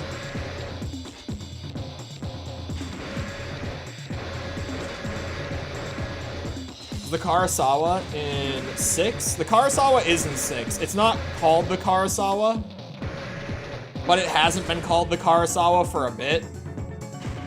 What was the last game that called it Karasawa? Was it actually...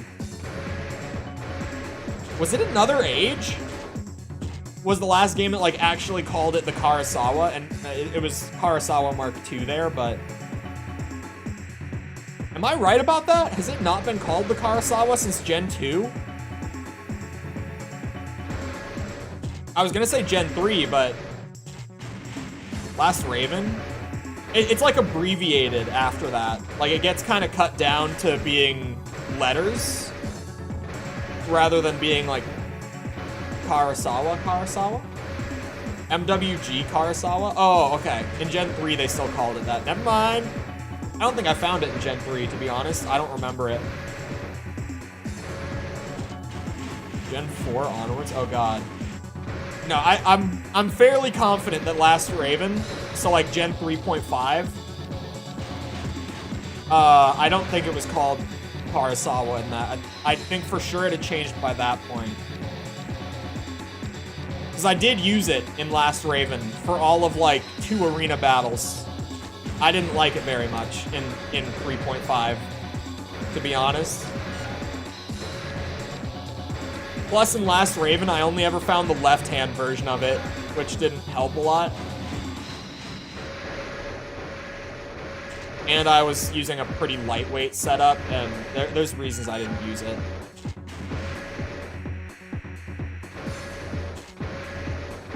I am lost, but it's okay. Because eventually, I'll get where I need to be, right? 3.5 nerfed it a lot. Yeah, it didn't help that I only Target of found the operation left-hand cleared. one. System switched to normal mode. That did not make me want to use it more by any means. I did use it just to try it, but man, why did they not pay me for that? Is that why she told me not to fight the rest of the enemies? Just because they weren't paying me?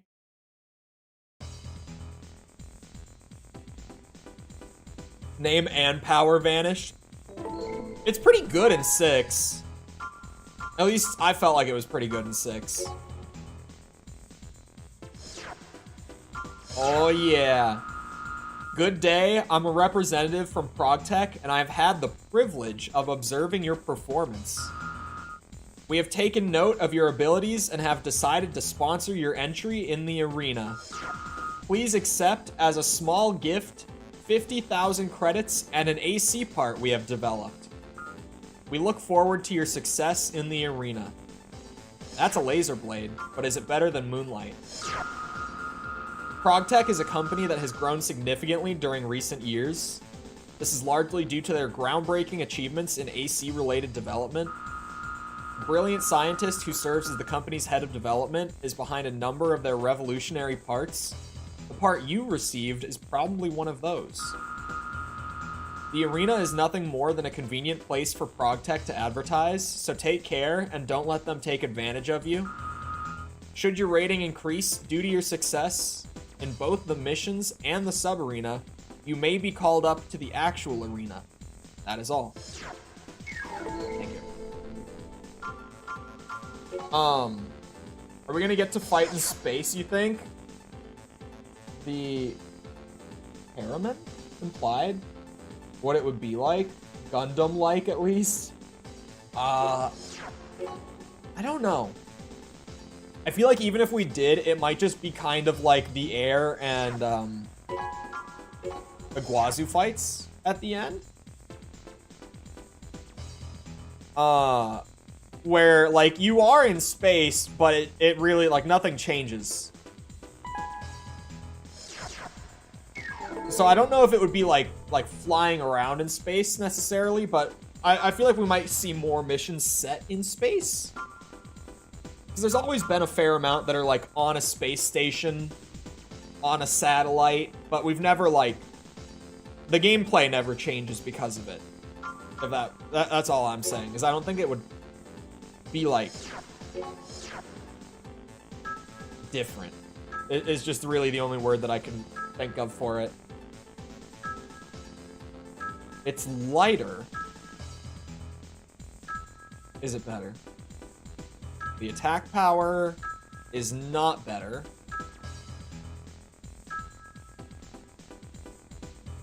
It's charge drain.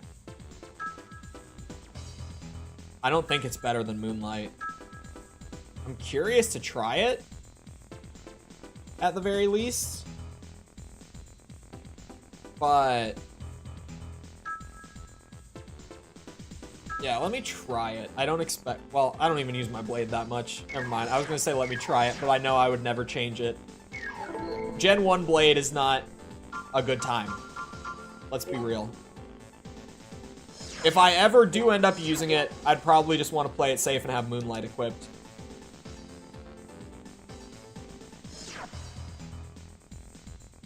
Refight Orius Rusty. That mission was great. But yeah, I don't think we'd really get, something too different. We got unlimited energy because of the coral in the atmosphere, and in the third ending, the coral got spread throughout the galaxy or something. Man, who knows what really happened in that third ending. It leaves a lot open. Actually, there might be people who have, like, broken it down already and gotten, like, a very good idea of what exactly that ending means. But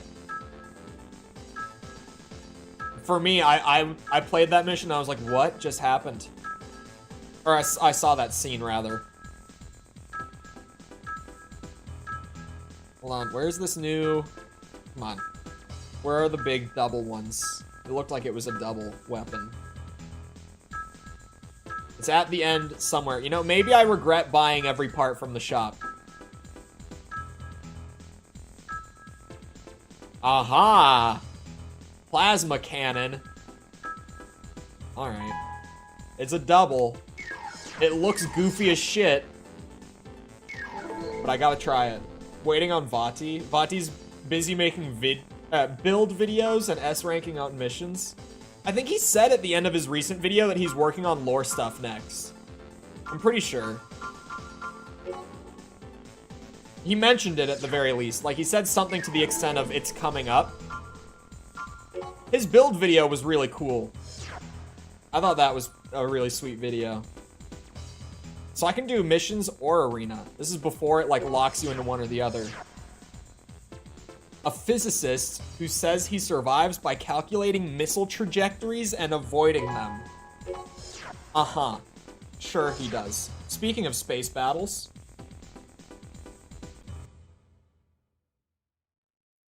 everyone's mind became part of the coral flow or something like that? Yeah, I don't even know what happened. There were some cool builds on there. There were a couple that I was like, you know, I might grab that share code for recording my AC6 B-roll.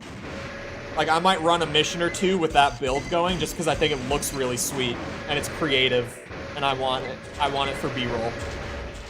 What the hell? It's like an energy frisbee. Hold on. Can I land it? Is it good? I cannot seem to land one of the shots.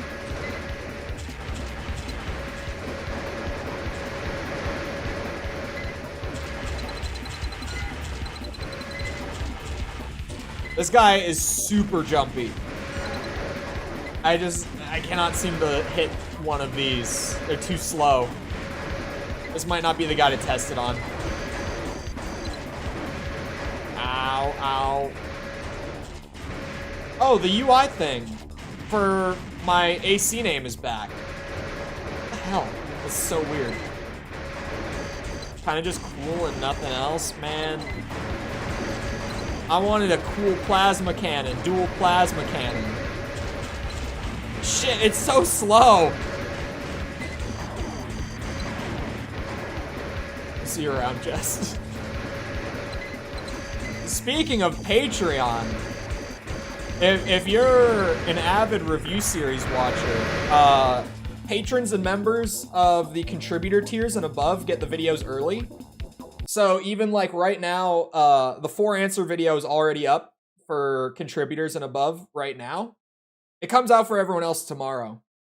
But whenever I get the videos done, they go to members and patrons early, and then outside of that, they just go public on Monday, like they're scheduled to, generally. So yeah, subtle plug. Thank you, Jess. Very smooth transition into it. The third ending went so wild. Oh, that's only 10,000. Oh. What the hell is that? Is that a shoulder weapon, maybe? What's the next video after that? After 4 answer, it's 5. I've just started work on the AC5 stuff. Also, hello, Ryan. Is that a weapon? Is that a shoulder weapon? Hold on, it wouldn't be in the doubles, right? If it was a shoulder weapon, it would be like at the end of single shoulder weapons, I believe. A head? Was it a head? Was it? No? And long. This is Master of Arena. We finished up Phantasma earlier.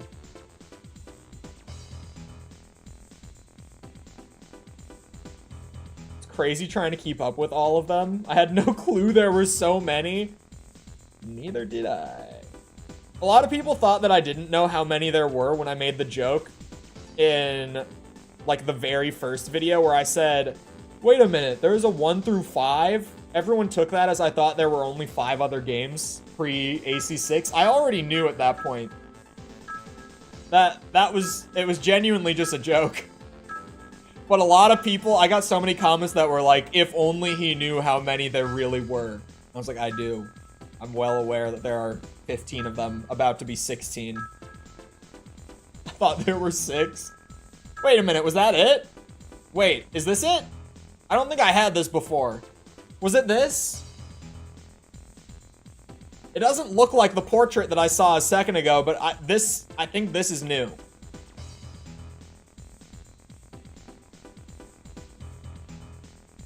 Am I right? Is this the new one? I don't think so. I don't think I had this before. I'm not sure. Where was that big list? Hold on. I'm getting back the giant list of parts.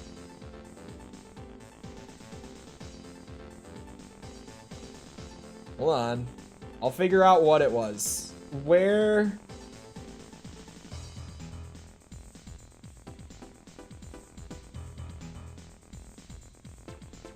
WG. It doesn't say what kind of part it is. WG is an arm weapon, isn't it? That would be a right arm weapon, I think.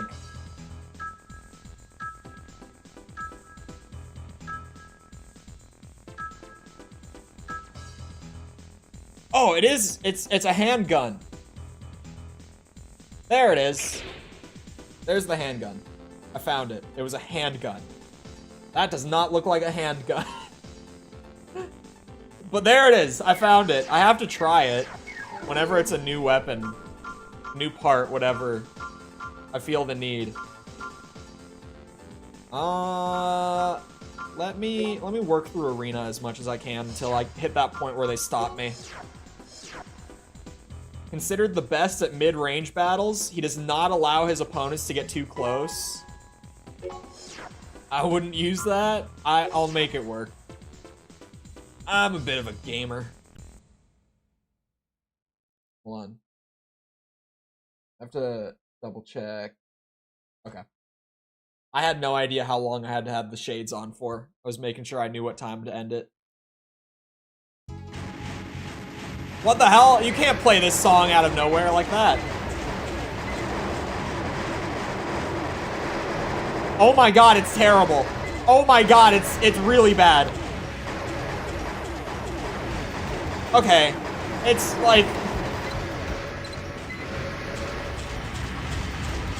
Oh hey, the plasma launchers ain't that bad though. If you can actually just spam them like this at a tank. Yeah, these aren't very good either, are they? There's the song. They just play this for a random arena match.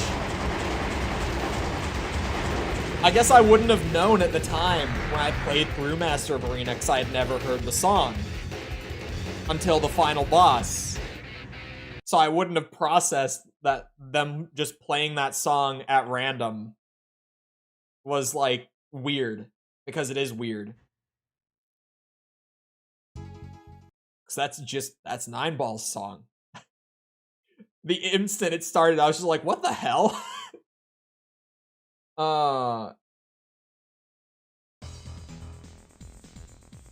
We might get Outer Space first. I don't think they're gonna get that crazy, if I'm being honest. Only because, they've really never gotten, that has to be a shoulder weapon. Crazy like that. Like, as crazy as they've ever gotten with AC is just Gen 4 movement. Sorry, I'm too realistic to be fun sometimes, I know. But for me, I feel like they'll keep it pretty basic. I'm not holding my breath for like space battles or underwater stuff like anytime soon. I just don't feel like they're gonna take such a like kind of out of the blue dive like that into something entirely new. Where the hell is this? Watch it not be a shoulder weapon. Where is it? Like, I know I will recognize it whenever it pops up. Shoulder weapons are a mess to try to find a new part. There it was. There, that was it. Small missile. Did it give me 2 of them? Are we at the point where, did Master of Arena think to give 2? Maybe I'll have to buy a second one?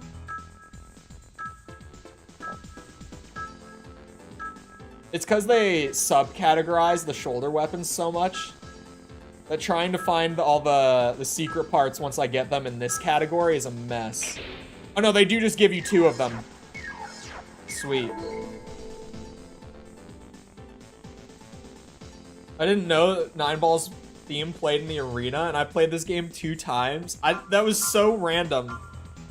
I just started up a sub-arena match. We're not even in the arena. We're in the sub-arena. And it just started playing the Nine Ball theme out of nowhere. The son of a high-ranking corporate exec, his weaponry is much more impressive than his skill. Damn. He has the finger, and he's got one of those giant plasma cannons. It's nauseating to see a speed dual melee build in Gen 4. I never did dual melee. I saw that it was possible. They'll either expand the combat system in parts or mechanics to complement the stagger. I definitely think with whatever comes next, whether it's expansion... Oh yeah, it plays in the arena. Whether it be expansion, DLC, AC7, whatever they do. I definitely think that their main thing will just be adding new parts. That's like the main thing that I see them doing to expand AC next. Because they took like a very sandbox-oriented approach with 6, where they didn't really make any parts for the sake of having them. It was very much more like each part was made only if it served a very specific and unique purpose compared to other parts. So I definitely, like, if anything, I think the next thing they would do directionally would just be expand that arena, expand that sandbox. They really do just play that theme in the arena, huh? It's like you're playing Millennia but spamming waterfowl. I mean, I can't say that I've not seen someone do it.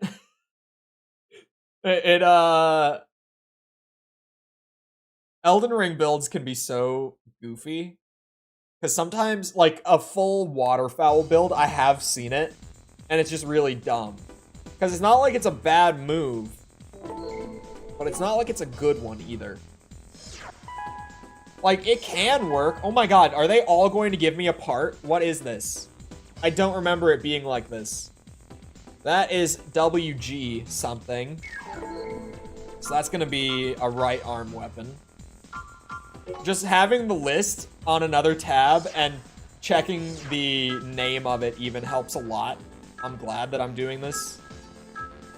And I know that arm weapons just go to the end. There it is. Laser rifle. Okay. It's a laser rifle. There's hope for this one. Will it beat the Karasawa? Most likely not. But there's some hope that it won't be terrible. The handgun was pretty awful. That thing was just kinda ass. But this could be good. First person mode in Gen 4 would be cursed. Oh, I forgot that there was first person mode. Hold on, let me play the next match in first person. I forgot that someone shouted out that there's a first person cheat in Gen 1. The Toll Keeper. His AC touts a blue scheme and his attacks are so aggressive he nicknamed himself Thunder. And why is it not his pilot name or AC name?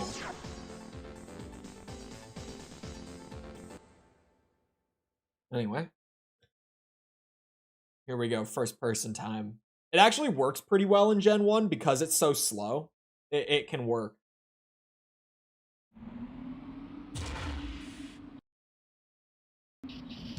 Oh, hold on.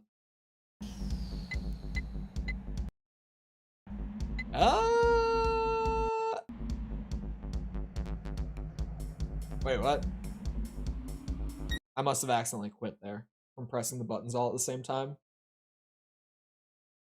Oh, it's triangle, square, and start? No.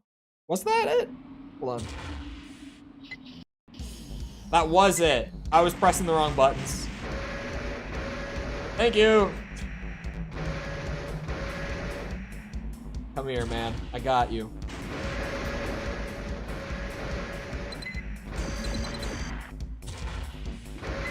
Is this thing shooting more than one projectile?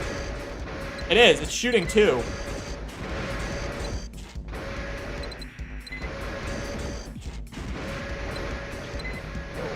I have not hit a single shot. Wait, maybe I did. I answered the question of can it beat the Karasawa? It is hell no. It is an absolutely not on that one. Why are these missiles so slow, too? It's just a two-shot small missile, but they're so slow.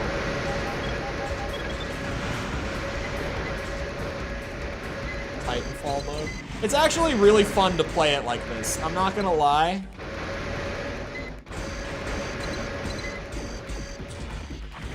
I think that Gen 1 in first person is really fun. The fact that this cheat exists makes me very happy. The fact that I went so long without knowing about it is a crime.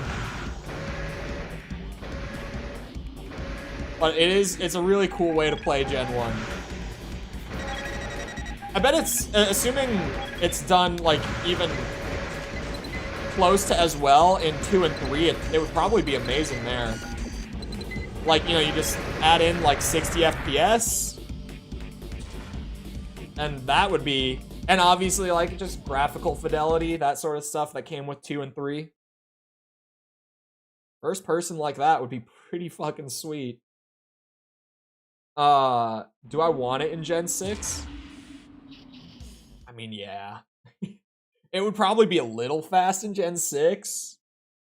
But, yeah, I'm not gonna say no to having it. Like, even in Gen 4, it's like, if it was in Gen 4, it would be a really funny gimmick to try to, like, play through Gen 4 in first person. You could do a whole challenge run of, playing For Answer in first person and trying not to get motion sick. I think it would be a good addition.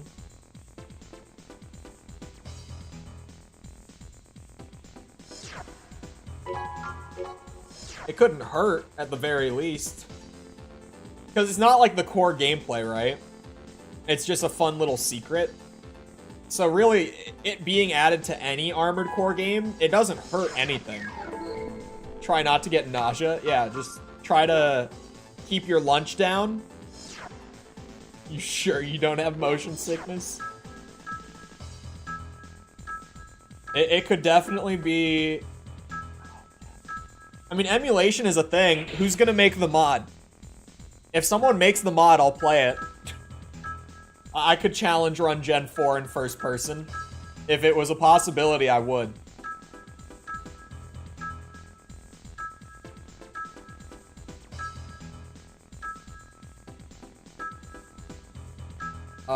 Wait a second.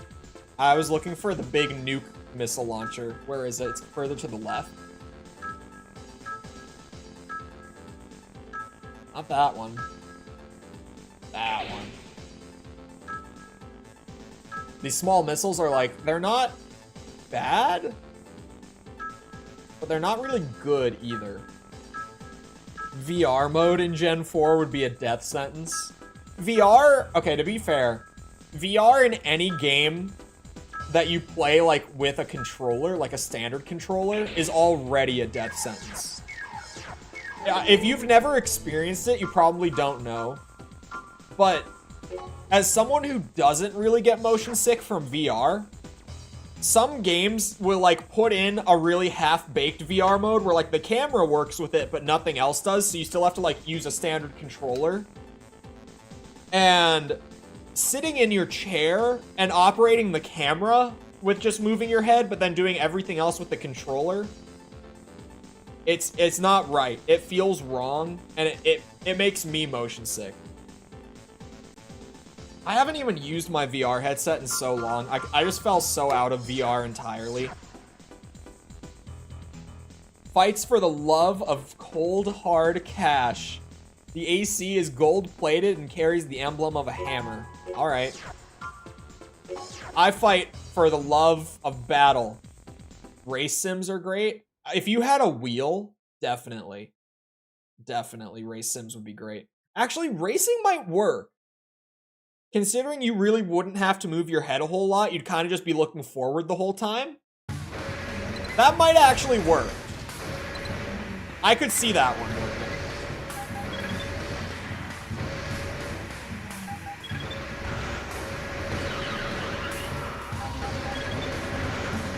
Come on, hit him with the nuke. There's a reason we brought the nuke launcher. Where did that? Oh, he must have shot it.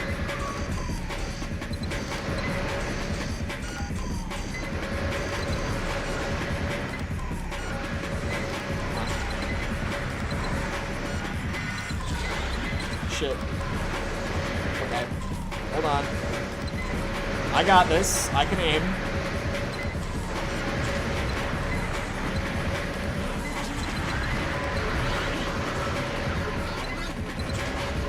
Oh, that one I missed. There we go. Shit. There we go. VTOL VR hurts my neck. VTOL VR. Mario Kart mod in Gen 6, but only wheelchair tanks. Ooh. Sorry, I just cracked a knuckle in my finger and it hurt like a bitch. I've been cracking my fingers too much. They've kind of consistently been hurting when I crack them. I need to stop. But it's like, I feel like I have to. Like, I feel them get stiff, and then I crack them, and it's just pain.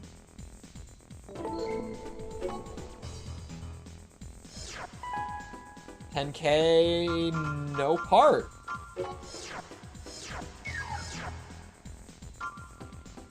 Interesting.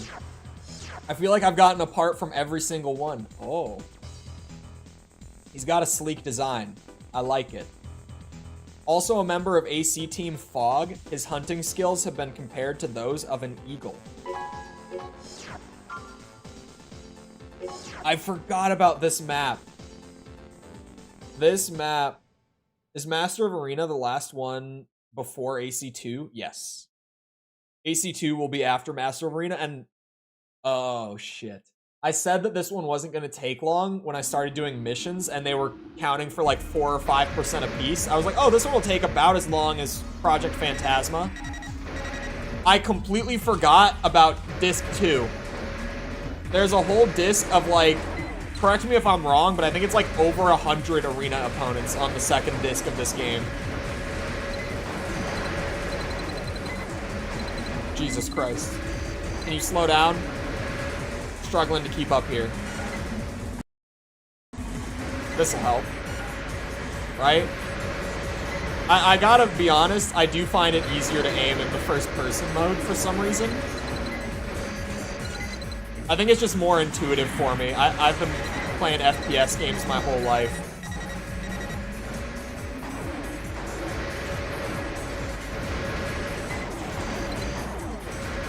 Disc 2 is pathetic? What do you mean, like easy?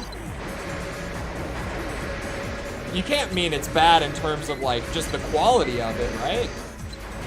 Because I had so many people when I did the Master of Arena video who were like pissed that I didn't play Disc 2.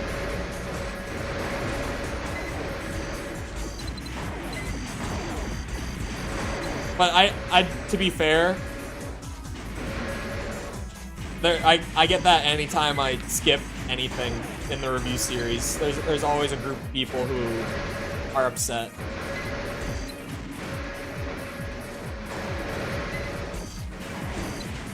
Definitely one of the ones that I heard the most about was, what's the name of the guy? In AC2, it's one of the pilots that you fight in a mission, and after you kill him, he appears on like the bottom of the arena ladder, and I had no idea until after I uploaded the video that it was even a thing. But that guy in AC2, I got so many comments about. I'm still, like, to this day, getting a lot of comments on the AC2 video about that one. It's so freaking much, but it is good? Okay. Goddamn. This fight is requiring a little more effort than I had expected it to. I think I could land the nuke for the win. No, he's way too jumpy. There's no way it'll connect. It almost connected. Like, he got hit by the edge of the blast. He got dropped down to 5. Wait, that's right. I can just hit near him and I'll win. I don't need, like, even, like, a perfect lock or anything. Oh, come on. That works. First person mode is cool. It's fun to play with. Gen 2 is where I get... Hold on. Oh, I don't need my shades on anymore. I was good on those like 5 minutes ago. I just forgot. Can't wait for AC2. It was my childhood. AC2 was very, very good. I remember that being like in terms of, if you were to take my number ratings from the videos and just rank them going off the numbers, you would get a very different list to like if I just sat down and did like a tier list, right? Because like just my personal enjoyment with them has been different from how I feel they are in terms of like quality just as a game on the whole. But honestly, AC2 would be probably near the top of like if I did a tier list, it would be pretty high up. It definitely would be.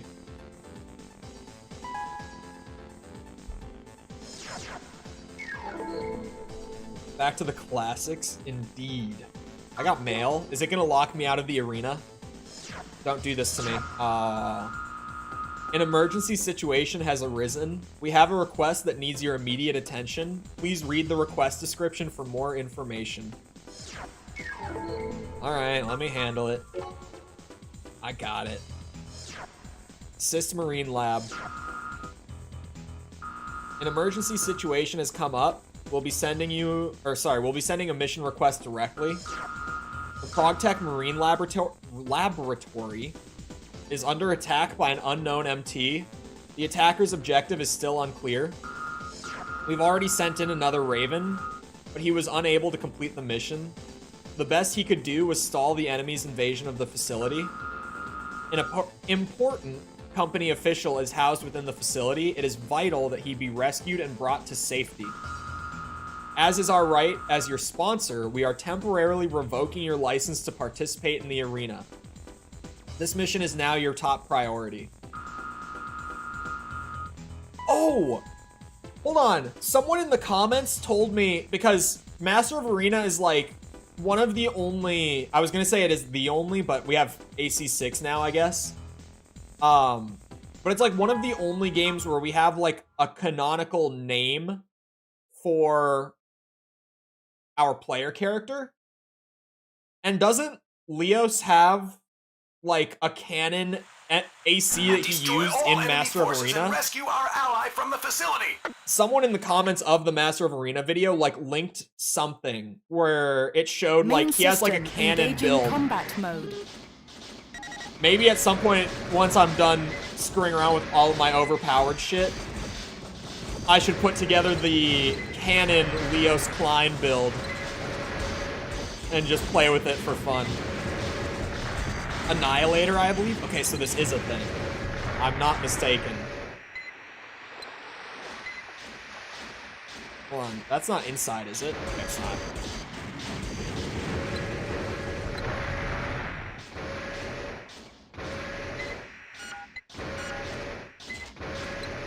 Annihilator, of course. It would be called something suitably edgy for, you know, the guy who only ever became a Raven just to kill 9-Ball. Do I just have to say hi to him? Oh yeah, I really do. Okay. I was like, I cleared it. Thanks. You arrived just in the nick of time. My ammo reserves just ran out. Who is that? Not 9-Ball. I was about to say, is it 9-Ball? It's not. What the hell is that thing? This thing never came back later in the game, did it? I forgot about this, like the random experimental MT or whatever this is that pops up out of the water. I don't remember this thing ever coming back. Operation cleared. System switched Karasawa is to normal stupid. mode. Hold on. Master of Arena. If I go to like his wiki page, oh, hold on.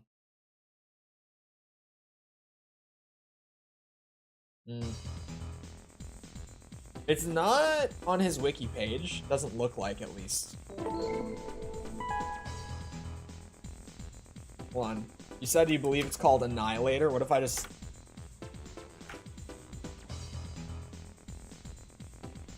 Is this it? The Raven joined the Raven... This is it. Where's the AC? Oh, there it is. If there is a canon Leos Klein AC. I found it. Okay, there's a small discrepancy, but it's fine. I'll just replace it with some OP shit. He canonically uses the Karasawa in this game, because of course he does. Hold on. My name is Ellen? Is that Ellen? Cubis. I'm the head of development at ProgTech. Thank you for your assistance the other day. I believe the attack was directed at our research group. This is a relatively common occurrence in our business, but there was one aspect about it that bothered me. Specifically, the MT that appeared from out of the water. It would be hard, given current technology, to build an amphibious MT. I know of no group that has had success. In the intro. Oh, that's where it's from. It's possible a technology lost during the Great Destruction has been rediscovered. I fear an unknown organization possessing advanced technologies may be involved.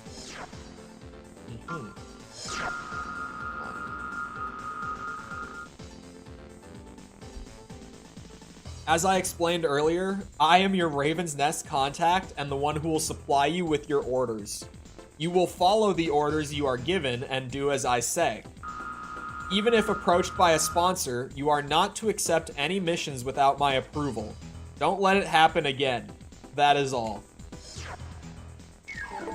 What is the best way to annihilate something? With Sawa on Gen 4? I never used the Sawa. Already done with your energy drink? No, of course not. Yeah, it's empty. I burned the caffeine pretty quick. I'm not gonna lie. So hold on.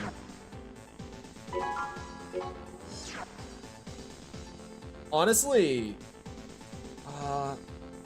do I want to put this together? I feel like it would be cool too. Some of the stuff I might not, but here, let me throw it together real quick. I think I will use this because I think it will be sweet. The headpiece. I don't think I have that headpiece yet. Hold on. If I don't have one of the pieces, I'll just wait. I don't. And never mind. I'll equip what I have. This core is canon. The AN-25... Oh, right there. These arms are canon. 1001B. Where are those legs? Aha. Those legs are canon. This generator is not, but this generator is the best. So... Unless they nerfed it. No, still the best. Not changing it. You can't see it. He canonically uses the Trix Quad as well, but I prefer this one. The boosters, he uses these ones. What's the difference? Less boost power. I'm not changing those either. I'll change the frame parts and... Oh, hold on. His shoulder weapons are different than what I have right now. He uses a laser blade that just flat out is not in the game. As well. But I'll just leave Moonlight on in place of that. And then he uses, I believe, yeah, this one. The Vert launcher. Boom. That's close as I can get for now. I'm missing the helmet. But that's very close already. And then I would have to repaint it. It's darker. I would do that off stream. I'll probably end up doing it. But I'll do it not on stream because no one wants to sit here and watch me paint. Boring as shit. It's Sunday? I thought you quit Sunday? Well, I kind of did, but like, I haven't not streamed on Sunday in like a month. I took it off of the schedule, like it's not a scheduled day for me anymore, but I still kind of do it every time anyway. Even though I'm not scheduled to stream on Sunday anymore. I can go back to the arena then. No one will mind. Alright, thank you. Oh wait, there's a new... Oh, this is the guy that I just saved, isn't it? Very quick and difficult to track. Lacks both defensive and offensive strength. That is unfortunate. Because he is about to fight a defensive and offensive powerhouse. Painting is half of the game. It is a lot of the game.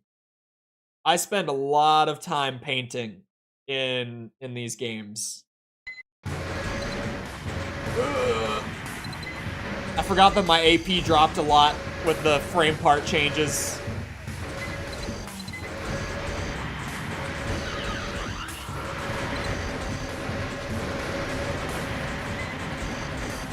Oh, I got a comment the other day reminding me, after the last stream, I never did the cosplay build of the cover art AC. Oh, where did this guy come from? You're right, I did save a tank. Who's this joker?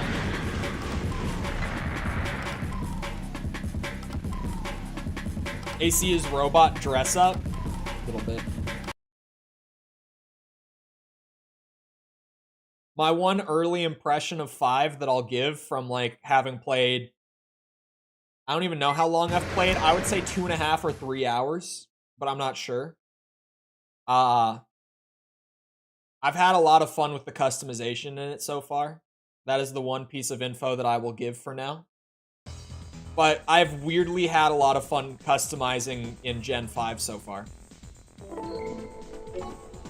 More than I have had in a bit, if I'm being honest. Like, to the point where it stands out to me that I am having that much fun. Like, it's noticeable that it is that fun.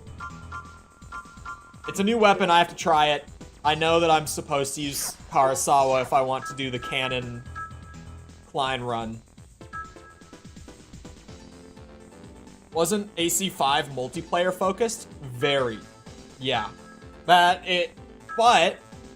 from what I've played, it is, like, I can play the game and, like, get kind of an experience, like a full experience out of it and still do a review. I was worried because I got a comment on, I believe, the AC4 video. It was a very recent comment where someone said, like, how do you even plan to cover AC5? Isn't it all multiplayer based? And I was like, oh shit, is that going to be a problem? But thankfully, it doesn't seem like that's going to be a problem. It seems like there's plenty of at least solo available content, like content that is available with the servers no longer being online. We'll see. I don't know how much playtime I'll get out of it. Like, I don't know how long the story is. That might be a thing. Like, maybe the story will just end up being, like, super short. But however much it is, it's like what's there that I can review is what's there. Like, the servers are no longer up. There are modded servers on the PS3 version if you play it through emulator that you can get playing on. But I had to use the Xbox version because I couldn't even get the PS3 version to boot on emulator, like, whatsoever. It just wouldn't even open the game. I tried for, like, 6 hours to get it to open, and I just couldn't. So, I would have done that, probably. But that is not an option that I have available. Believes that victory should be achieved with style and class, or prefers fancy weapons. But yeah, AC5 is really interesting, where, like, immediately after you finish the tutorial, it prompts you to, like, make a team. And the team stuff would have been, like, you would have added your friends to your team, and then everyone from doing any activity in the game, it scores points for your team, and then there were, like, team battle things that you could do where you would fight, like, these big, like, however many players were in your team, you could party up and, like, do these big team battles with other teams and compete for points. And your team's level, to my understanding of the game so far, actually determines how many parts are available in your garage. Like, as your team level goes up, the amount of parts available to you also goes up. So it's like, it's actually pretty interesting for what it was. This thing is actually pretty sweet. Whoa. Oh wait, it's an energy weapon though. I didn't even notice. Hold on, my energy is dead. I have no energy. That took me really long to realize that it was an energy assault rifle. I was like, wow, this thing is great. I thought it was just a normal machine gun. This missile launcher is great. For while I'm getting my energy back. But hey, that machine gun. I might like this thing. Hold on.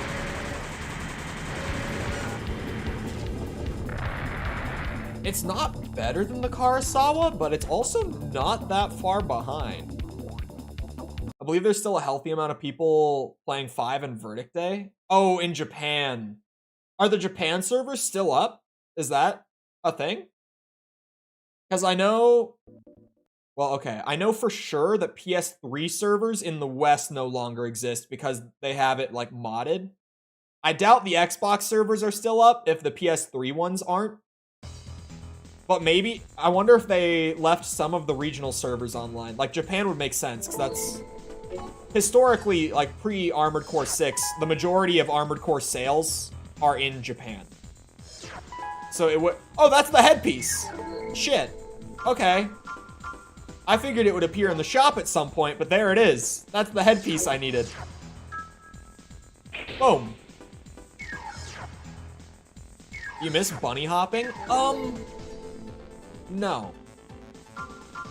Because, okay, bunny hopping makes it really easy to not get hit. But I feel like it's a pretty... Okay, wait, let me rephrase before that sentence leaves my mouth. I don't feel like it's a skill gap. I feel like it's just a knowledge gap. And I feel like the execution is so easy for the amount of benefit you get out of it. Because for a lot of opponents, if you're bunny hopping, they're just not going to hit you. Did you ever do booster hopping? I think so. I feel like it's for the best that they kind of worked it out of the games. An AC pilot combination that takes advantage of speed over all else. Oh god. Quickness is impressive, you say? Bring him to the landmines. This'll work out for me. That's probably going to be a hot take, isn't it? It also looks stupid. Like when I was editing videos where like all of my B-roll has me just B-hopping around once I had finally figured it out, it just looks really dumb. Like my Armored Core 4 and 4 Answer B-roll looked infinitely better just because I wasn't hopping all over the place. Okay. I'm getting hammered with verts, surrounded by landmines if I try to stay on the ground. This is maybe not the map for this guy. But maybe I can make it work. Hold on. It is dumb, but it's fun. I'm not saying it's not fun, but I do think it's for the best that it's not a thing like after Last Raven.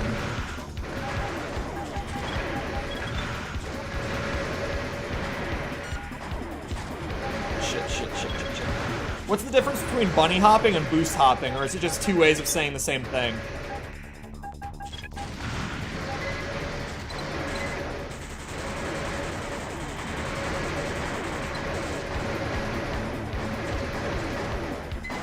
One thing that I figured out when I was playing Last Raven that's really powerful, and I might end up abusing it when we do the 100% run, is I found out that you can make a heavyweight biped. This is what I did for the demon fight. I didn't get fully into the details about the build that ended up letting me beat him first try.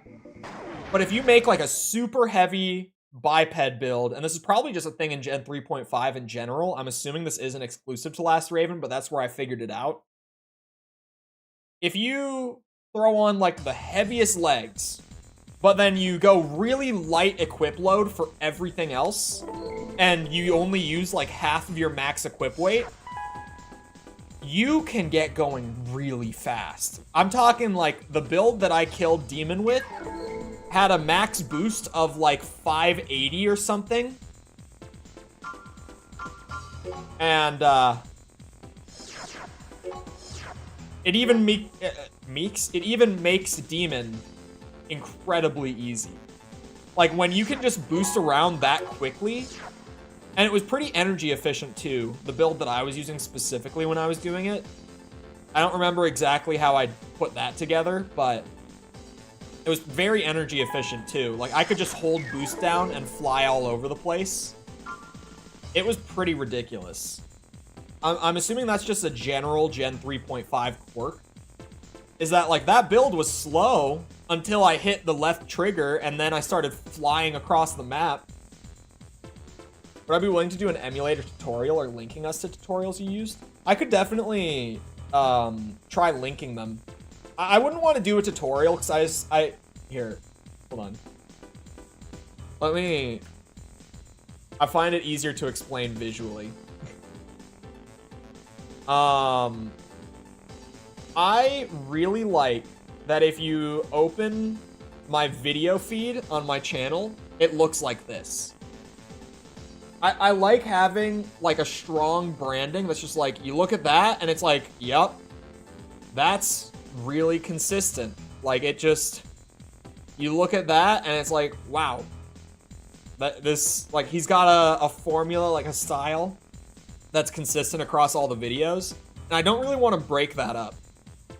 Like I've had some other ideas for videos outside of like reviews recently that I've kind of just like thought about it a little bit and then immediately been like, no, I don't think I'm gonna do that, because I like having like a uniform channel, if that makes sense. Whereas like if you sort it by popular, man, this shit's all over the place. If you just go through different eras of the Chole channel, there's actually a lot of Armored Core up there. Holy shit. I guess that makes sense. A lot of the review series is still up there, but I didn't think it would be that much. But a lot of these, you'll notice all of these actually that aren't Armored Core are tutorials for various things. Tutorial content works great just because if you can get it into Google search, which all of those are like, if you were to search that thing on Google, my video would come up.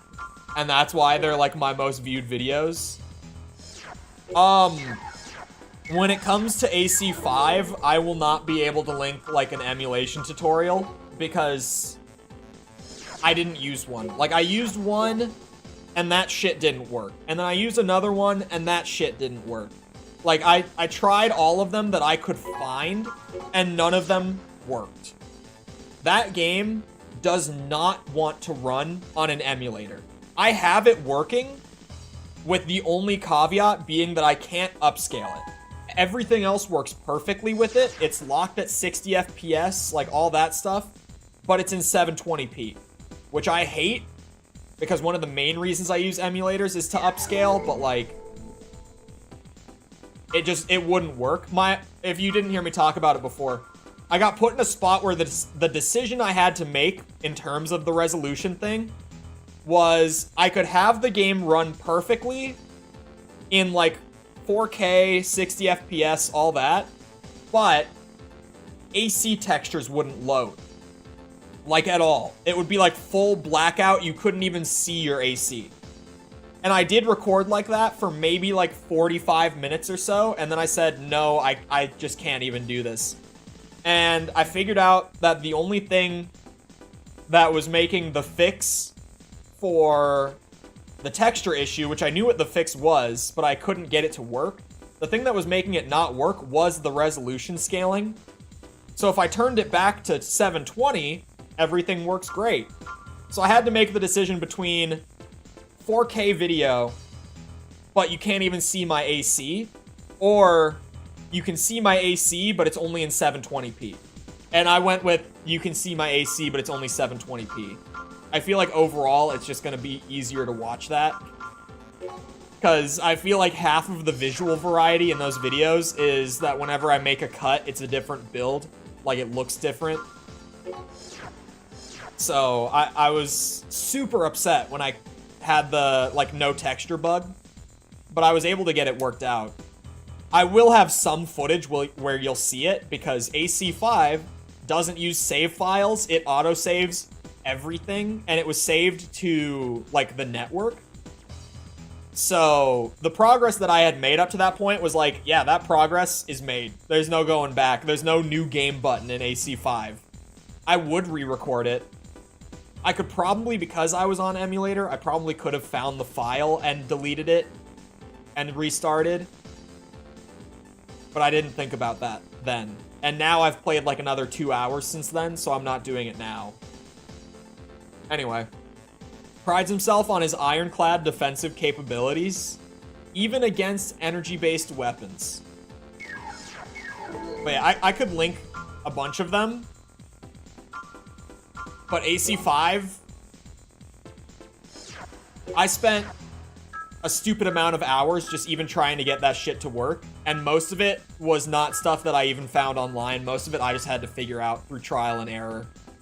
It was such a bitch to get AC5 working in emulator, but it worked. And I got put in such a shit spot with it too, because like I could play it on OG hardware, except for then I would need a new capture card that's like $300 because they're not making those capture cards anymore. So they're really expensive to try to buy nowadays. It's a problem. So I'm stuck with the emulator for it. Because there was a moment where I was like, it's fine. I can just use like my PS3 and record it. But then I realized that I couldn't. Because I'd have to invest like $300 for 2 videos, and I can't justify that.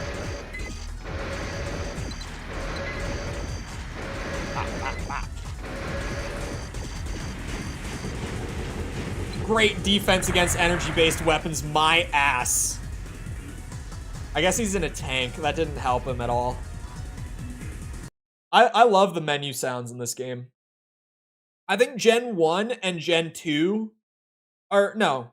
I think Gen 1 has my favorite menu sounds, and the music is great. Specifically, I think Armored Core 2 might be my favorite UI in the series. Potentially. I think it is. I think Armored Core 2 is still my favorite menu in the series, like, overall. I like the style of it. There's nothing about it that feels, like, clunky or anything. It doesn't feel like there's anything missing. It's just, it's stylized, it's smooth. I think that's probably my favorite. Maybe 6 now. A lot of the time when I say in the series right now, I'm not even including 6, because for me it's like, I played it for stream, but I haven't gotten to it in terms of the full series run for the reviews. So, when I talk about that, I think 6 might have... Does 6 have the best UI? I don't know. It could. It probably does, if I'm being honest. I've seen AC5s. Right now, also, the only UI now that I haven't seen is Verdict Day. So I feel pretty confident in saying that, like, if we're talking the older games, Armored Core 2 has my favorite menu. But overall, 6 probably has the best one. Realistically. With his thick, powerful arms, this pilot is feared as a nasty street fighter within Isaac City. Ooh. Nasty street fighter. What if we bring him to the cave? Gen 1 had so many arena maps. I feel like part of that might just be that, like, I am coming off of Gen 4 while playing Project Phantasma and Master of Arena. So right now I'm just like, man, there are so many maps on offer here, but it's only because, like, Armored Core 4 only has 6 maps, and let's be real, 2 of them are just, like, tutorial grids. And For Answer only has 5. So I'm playing these, and I'm like, wow, I have so many options.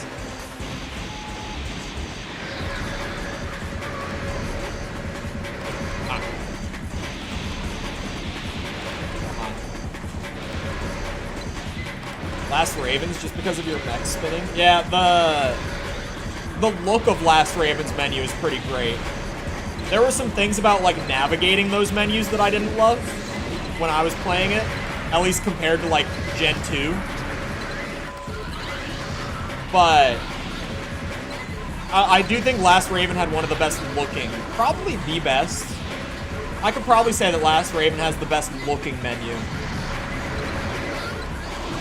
Shit. I'm trying to just, like, land the shot near him because I know that it would work. These maps were easy to make back in the day with some technical know-how.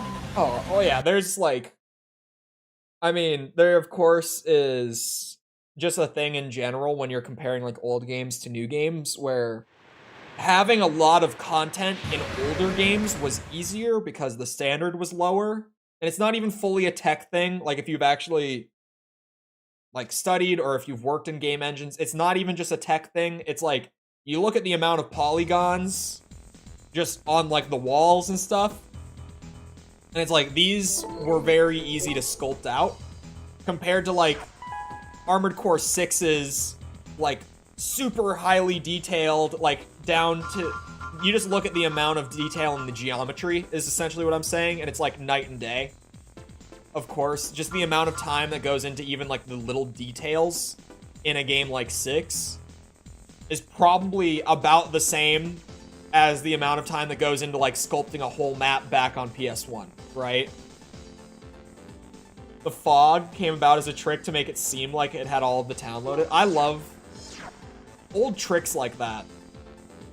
Hold on. Uses both automatic and single fire weapons. He never gives his opponent a chance to get warmed up. Because yeah, it was like theorized for a while, but then one of the original Team Silent devs was doing an interview and he got asked about the fog and if that's why they used it, and he was like, yeah, that's exactly why we use the fog. He was like, it's because if you remove the fog, because people knew through like modding copies of the game that if you remove the fog, there's nothing there. Like the game is just loading chunks in front of you like as you're running around, and the fog is just covering it up. So we knew that that's why they were using it, even just from like modding copies without them saying it. But he just went the extra little mile, and was like, yeah, that's exactly why. Absolutely. And I love, there's such like an endearing quality with older games needing to find ways to cover up like their technical flaws. Which, to be fair, there's still a lot of that today. Like, that's the entire reason that, like, load distance exists. But because we have load distance, it took a lot of that. Like, you wouldn't have to use the fog trick anymore, because we have load distance for that. Like, every modern game engine uses load distance now.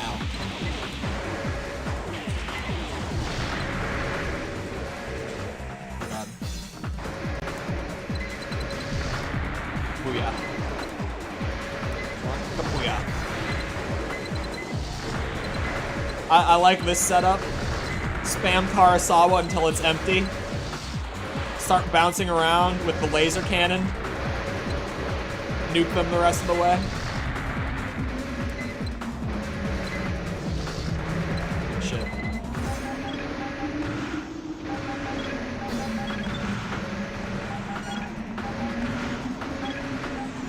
Object culling, I believe it's called. It's magic to me. Object culling is an interesting one. Definitely. I wonder if PS1 style indie games like Signalis do it. Is Signalis considered a PS1 style? When I think of like a PS1 style indie game, I think of like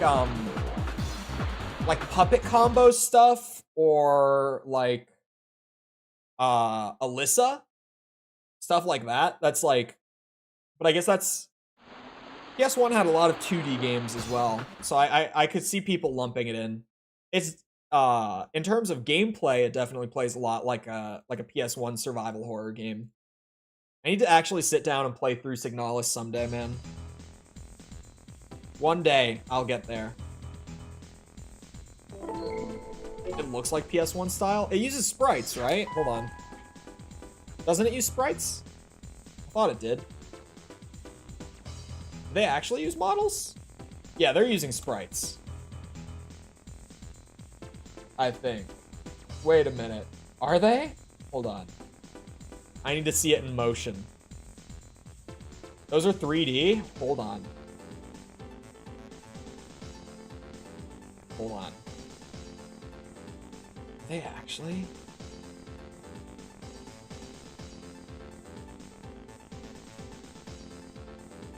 You know what? Those are 3D. Holy shit.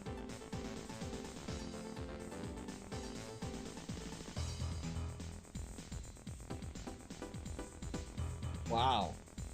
They look really awesome.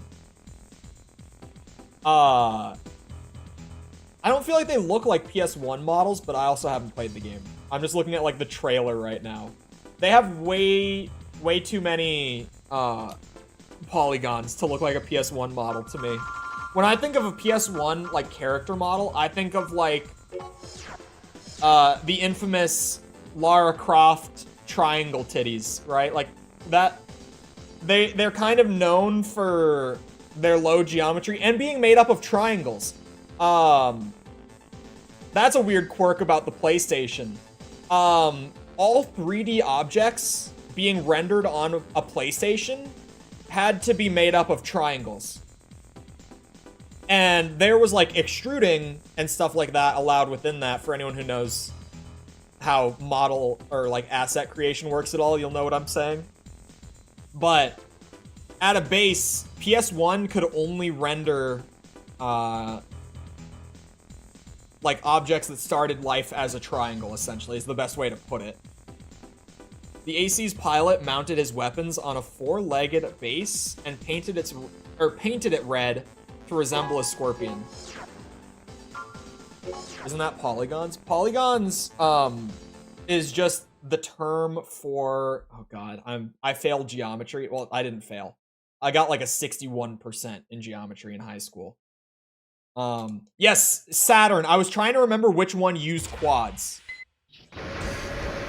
Triangles are not standard anymore. A lot of devs still use them. But actually, most commonly in the industry nowadays, is either squares or circles. That's a lobster. It's painted. Oh god damn it. But yeah, on Saturn it was quads. I was trying to remember. I was like, it wasn't GameCube. It wasn't PS2. I was literally sitting here trying to think about which one was using quads, which is fancy term for squares, for the record.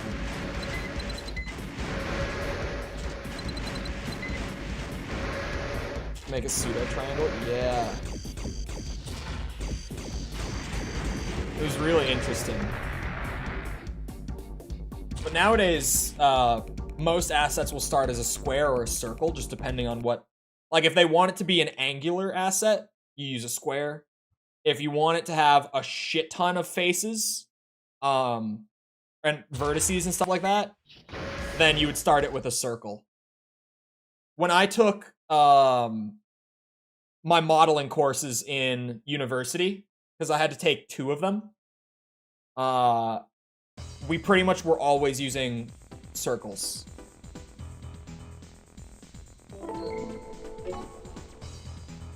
As a third and a first person mod? That's crazy. The Telltale Guy's videos?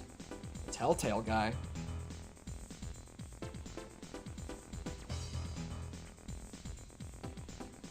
The Telltale Guy. Huh? That has to be autocorrect. Or is it like a dev from Telltale? Is it that sort of thing? What was I talking about a second ago? Oh, I was talking about geometry stuff. Hold on. What was I gonna look up? It was something about polygons. Why do we call them polygons? I think it has to do with the amount... I know for sure that it has to do with the amount of faces, edges, or vertices. I just don't know which one it is. It has to do with the amount of line segments, so edges. It's defined by its amount of edges. There. That's what was driving me crazy, was when I tried to explain what a polygon was, and I couldn't think of which one of those 3 it was. It was in the late 90s and early 2000s, was raw vertex editing. Vertex editing is still a big go-to. All my projects were lost in a hard drive crash. Oh. Before affordable backup solutions, yeah. Describes a lot of tricks that were used in development. Yeah, I love that shit. Behind the simple cutesy emblem hides an aggressive AC pilot combination with the firepower to prove it.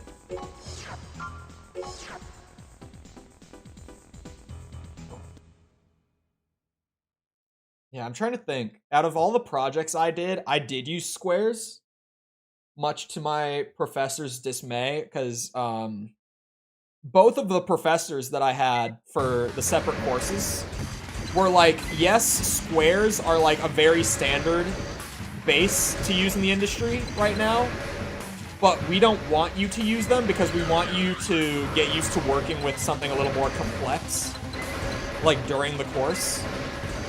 And I was always like, okay, but if I'm making like something super angular, if I'm making like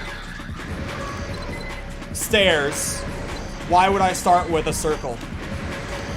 I wouldn't. I would start with a quad. So I'm gonna start with a quad. I also keep saying circle. It would be called a sphere in modeling. In game dev in general, you would never call it a circle.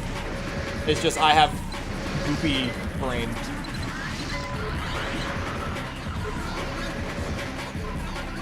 Their opposite sides can get twisted, yep.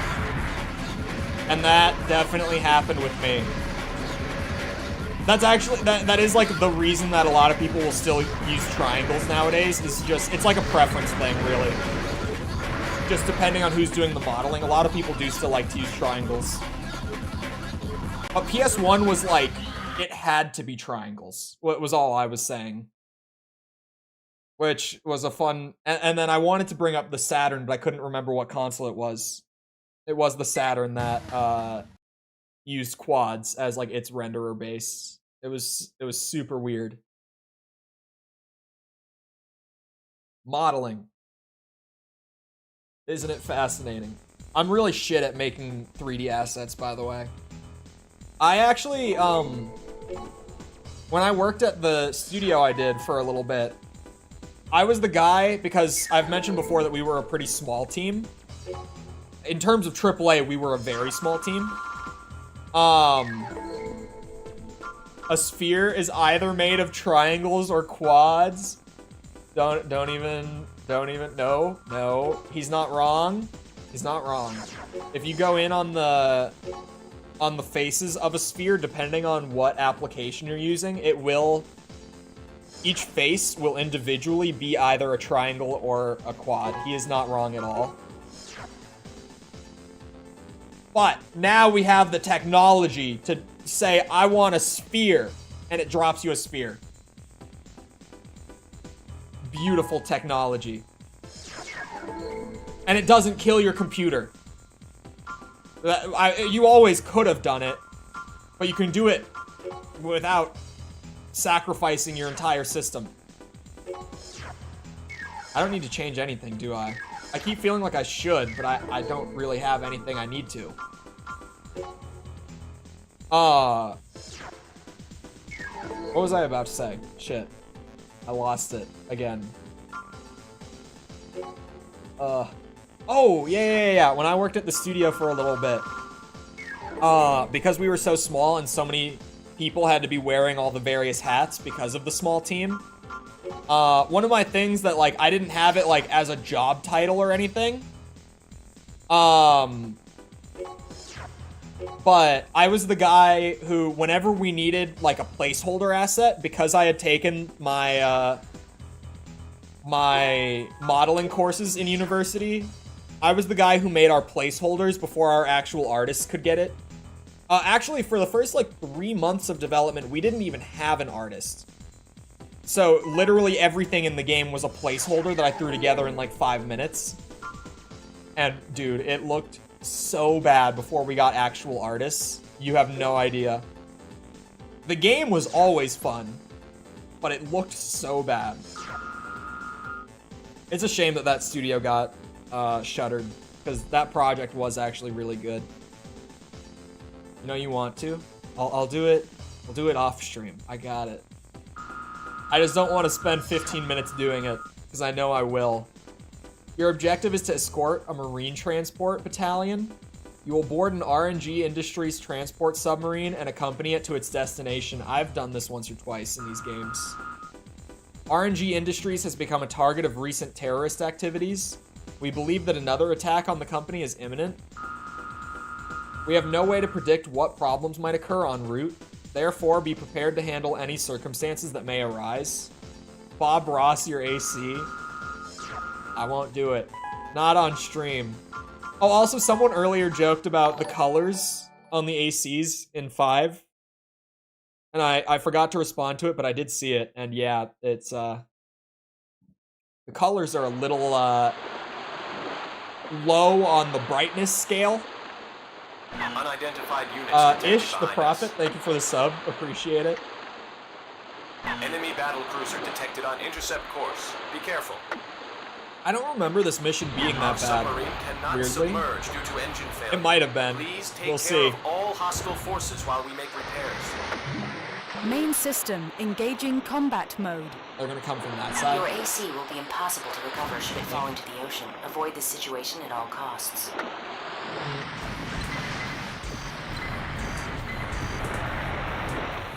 Might be because of the Sawa. Let's be real.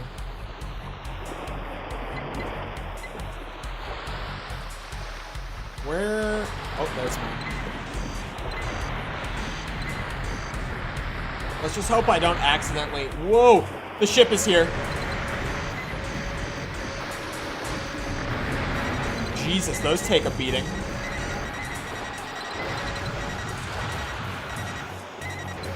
Get that thing.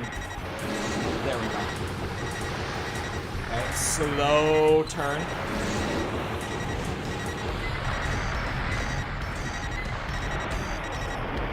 Repairs are almost complete. Please hold them off a while longer. I got it. Maybe I don't got it. Hold on. I'm working on it. Can I get any sort of indication of the health of this thing, or... Oh, that's not. Okay, for a second I saw that destroyed turret and I thought it was still up. Oh my god, I shot it twice! Complete. We will be submerging now. Please return to base. Hey, I mean... Mission failed. Oh, what System the... switched to normal mode. I was like, I clearly blew it up by shooting it with the Sawa. But then he said it was complete, so I thought we were fine. But then it blew up. And then I was confused. And then he said failed. God damn it. If I hadn't done that, it would have been easy. Killed by a cutscene. Killed by my Karasawa. Shooting it twice. This thing... This thing hits for, what is it, like... a few hundred AP a shot? A few hundred damage a shot? That one was kind of my bad. But also that's bullshit that I was hitting like the very tip of the little tailpiece. And I killed it. Unidentified units detected behind us. Mission complete, you failed. That's Enemy bullshit battle that cruiser happened. detected on intercept course. Be careful. Our submarine cannot submerge due to engine failure. Please take care of all hostile forces while we make repairs. I got it. Main This system time I got it, I engaging swear. combat mode. I'm gonna stand under Your that AC little will be thing. impossible to recover should The it little fall into wing. the ocean. Avoid this That way I situation at can't all shoot it, costs. right? Right? Now I'm really using my head. The ship actually popped up at the exact time I didn't think it would. I think I hear it on my left right now. Hold on. I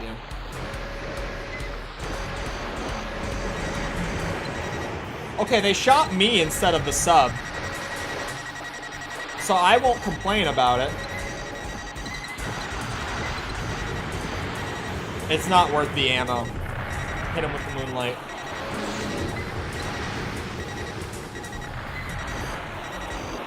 Come on now. Repairs are almost complete. Please hold them off a while longer. What I do hate is that I'm not getting any indication of its health at any point. Like, there's no like, hey, we're at 50% here. Could you maybe pick it up? Because I would be able to pick it up if they yelled at me. I just have no idea what their health looks like.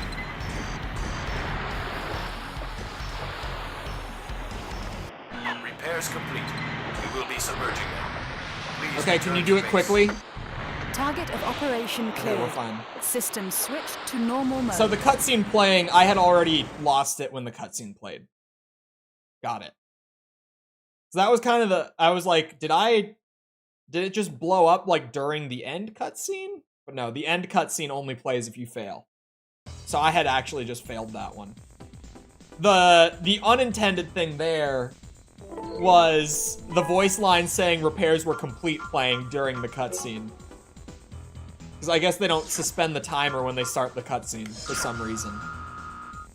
Here's a request from your sponsor. Please read the mission description carefully. Okay. It appears that your skill and rating as a Raven have increased. It's just a matter of time before you'll be allowed to enter the arena. Oh, the request is on my mission board. I was like, that didn't read much like a request at all. Oh, I'm gonna have a failed mission now. I know that some people like to do the 100% completion with like a perfect record. And they make a challenge run in that sense. I'm not gonna restart if I lose my perfect set, but like, obviously it looks a lot nicer when it says 100% success instead of that. All right, what do we got? Abandoned mine.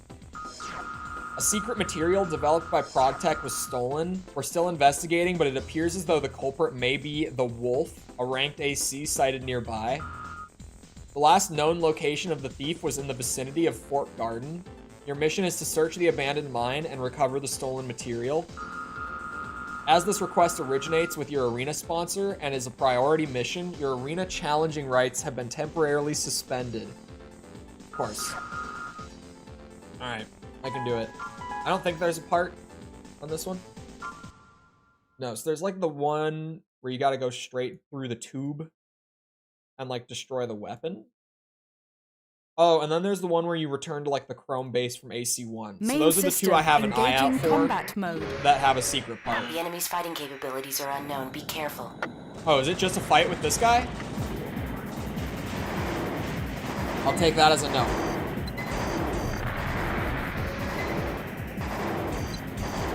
Shit. There. Little jetpack bitches. Go down. Slow turn. Now we're good.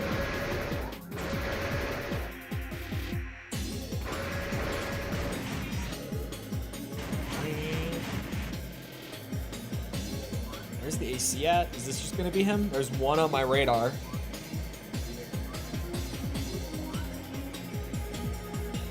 How far down are we going here?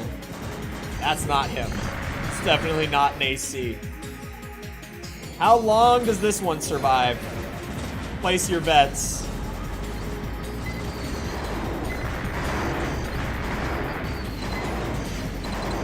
Not many can withstand the Karasawa for long.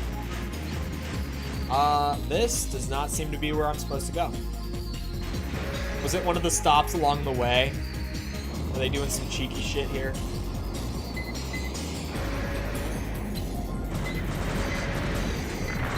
They are definitely doing some cheeky shit here. Did you not? Oh, whoa. There. Which CG intro do you like the most? Oh, hear me out. Fives was pretty badass. I really liked the intro to 5, honestly. Because I was definitely very skeptical when starting it up, just because I've heard about it. But that intro got me a little excited. Even with having heard so many like overwhelmingly negative things about that game. Alfauzi? I'm not saying that one right. Thank you for the sub. Hold on.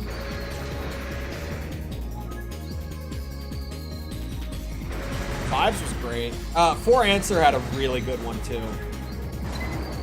Not to completely ignore 4 Answers intro, because that one was also sweet.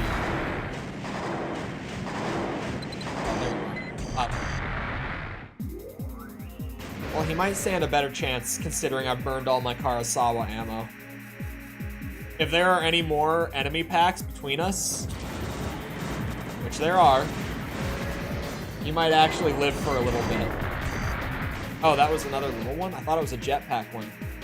Oh, this is the room for sure. Hello. AC verified as the Wolf, ranked 14th in the arena. And he's got friends. which is great. Looks like he's guarding the door. Keep moving in order to avoid his attacks. Oh god, does he have the mini nuke launcher? No, he's got something else, right? No, that is the nuke launcher. For sure. Ow.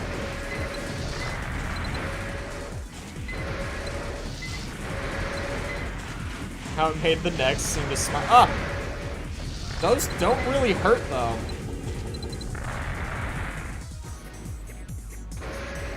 That wasn't that bad, overall. That went pretty well. Your target is that container. Retrieve it. Target of operation cleared. System switched to Yeah, normal the mode. next were... I do like Force as well, just because of the same thing, where it makes it look like they're so far beyond the ACs from previous gens, which like they are, but they really sell it in that intro. 4 has a really good one too. Honestly, wait, did 6 have one?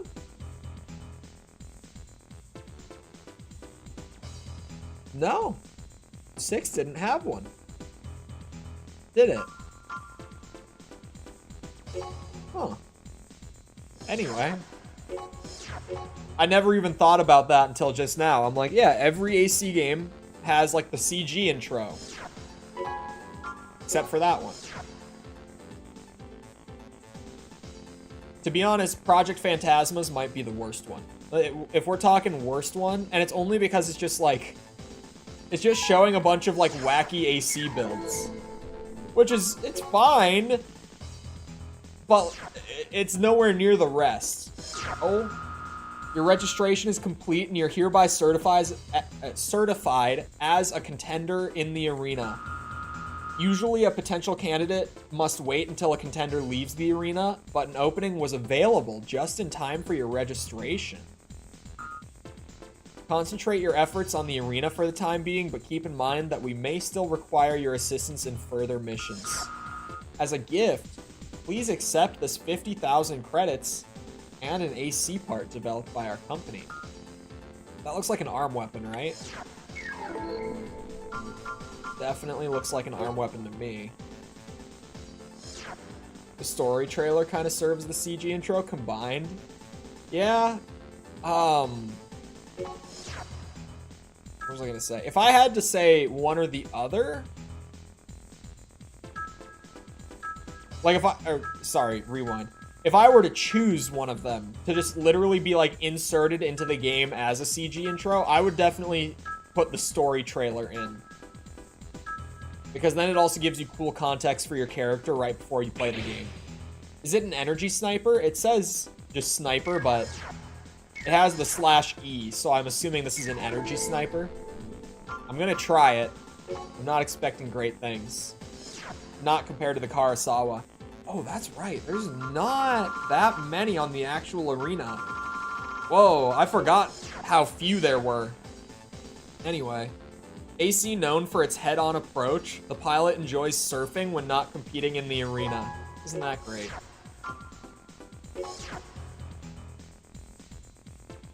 I can see that. Yeah, I think if one of them was to just literally be inserted as the intro, that would be the one. Because it also gives, like, context. Not just for 621, but, like, you also see a couple of other Hounds of Walters. This has 10 rounds in it. You know, get taken out. Hold on! It's godlike! Wait a minute! The DPS is not on the level of the Karasawa, but look at that. It's hitting for 900 apiece. Only 10 rounds, but holy shit. He's almost dead from those 10.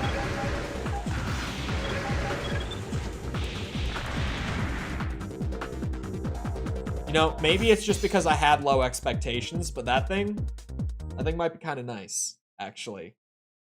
I might use this for a little bit. That ain't so bad.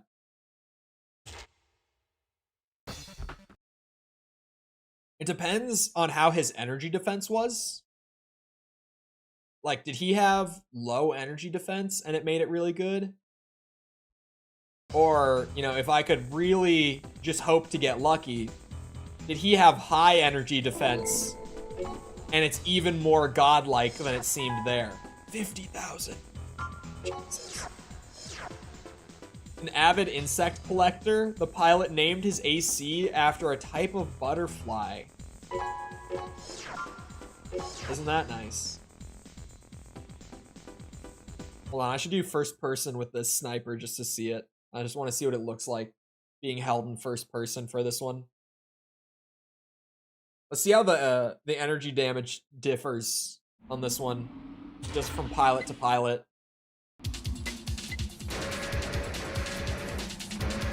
Come here. Line up for me. Whoa!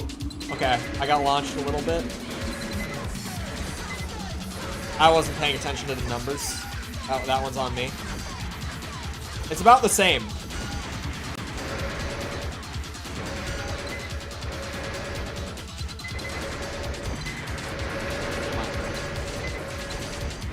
Yeah. That one just hit for more though? Hold on. I won't know. Thank God for splash damage. Those hurt! Those hurt! And I'm bad at dodging them in Gen 1.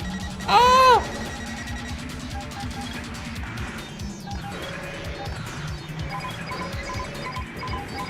We're gonna act like that didn't happen. Did I ever play WWE games? I played one because it was like free on Xbox Live. It was definitely not my thing. But I know a lot of people really like the old WWE games. Oh. Nastiest thumb crack I've heard in a while. Just that sound. That was not right. That's not the sound your thumb should make. I wish I could think of which one that was.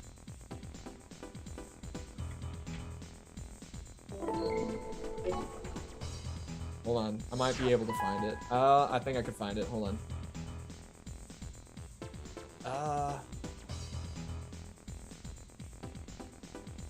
It was 2K16. They gave it out for free in 2016. I literally just found this giant wiki page of every game with gold ever given. Every free game that they ever gave out for Xbox Live. And man, this was the best service ever. Games with gold, if you had Xbox Live, was amazing. Like, I'm looking at the list, right? And they gave out, like, Portal 2 was free. Super Meat Boy was free. Oh, there's a lot of good ones on here. Code Veronica X, Resident Evil Code Veronica X was free. Lost Planet 3. They gave out Injustice, the original Lego Batman. They gave out Lost Planet 2 as well, apparently. Like every Saints Row game has been on this list. Like Saints Row 2, Gat Out of Hell, although no one should have that even if it's free. Saints Row 3, Saints Row the 4th, Tekken 6. They gave out Lego Star Wars The Complete Saga, the original Star Wars Battlefront. Wow. Tekken Tag 2. The original Earth Defense Force. Other Earth Defense Forces, actually. Oh, the OG Star Wars Battlefront 2, Metal Gear Rising Revengeance, Republic Commando, Assassin's Creed Rogue, which, yeah. Far Cry 2. God, there were so many good games that they gave out for free. The original Assassin's Creed, Hitman Blood Money, Lego Star Wars 3, Dead Space 3 is a game. Dead Space 2 is a good game. That's a good one. Oh, I forgot about Army of Two. That was... anyone who had a 360 and remembers that one. I wish Lost Planet got popular. The first couple were pretty good. I didn't like the third one. But I liked the first couple. Battlefield 3 was free at one point. Bayonetta. They gave out Bayonetta. Wow. Assassin's Creed 3. Star Wars The Force Unleashed. Borderlands 2.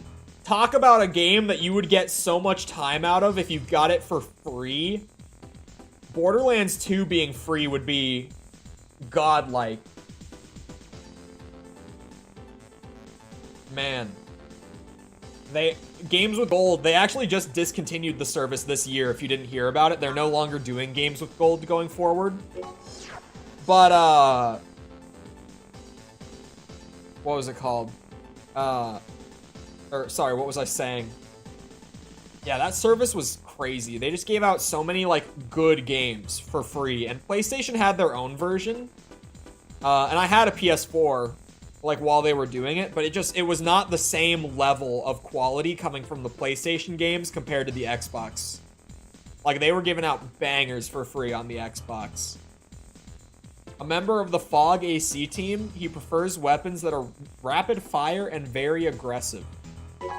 He has machine gun arms with an ammo pack. I just wanted to see you create your own wrestler by using your face in the game. Oh, what? That's a thing? Republic Commando. Star Wars game. A really good Star Wars game, actually. That's one that, like, I feel like more people know about it nowadays. But for a long time, it was like, yeah, that Star Wars game that some people played. And if you played it, you were like, yeah, that shit was good. Damn, it's hitting him for 1,200 apiece. Despite the ammo issues, especially when your shots aren't hitting like this guy, when this thing does do its job, it really is pretty awesome.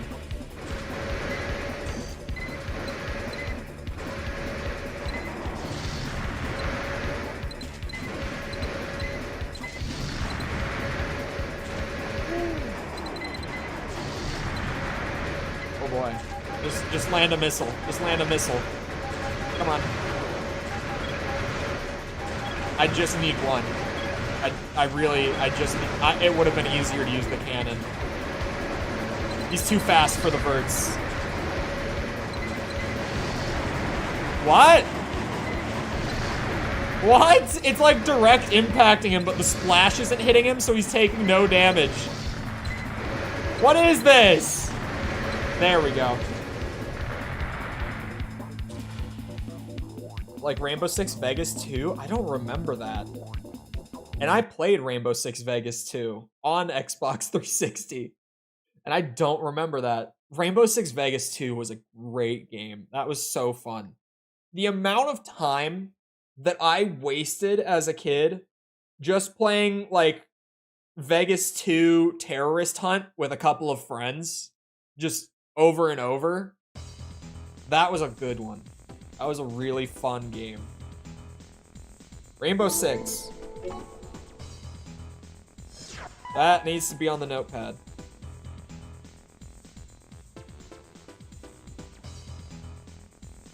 Sorry. That brought to mind that should be there. Because the old Rainbow Six games are great. What would I do?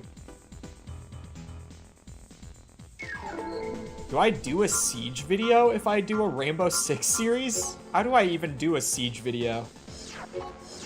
I would be so out of my element reviewing a multiplayer game, like a multiplayer exclusive game.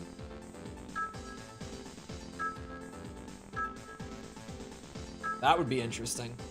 But the old Rainbow Six games were good. I definitely just got a shoulder weapon. But I don't know what it was. I already forgot.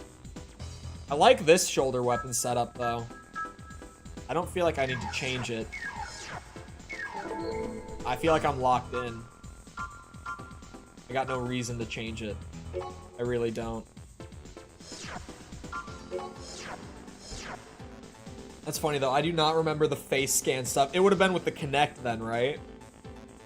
This lightweight unit's pilot enjoys attacking from the air and used to be a yo-yo champion.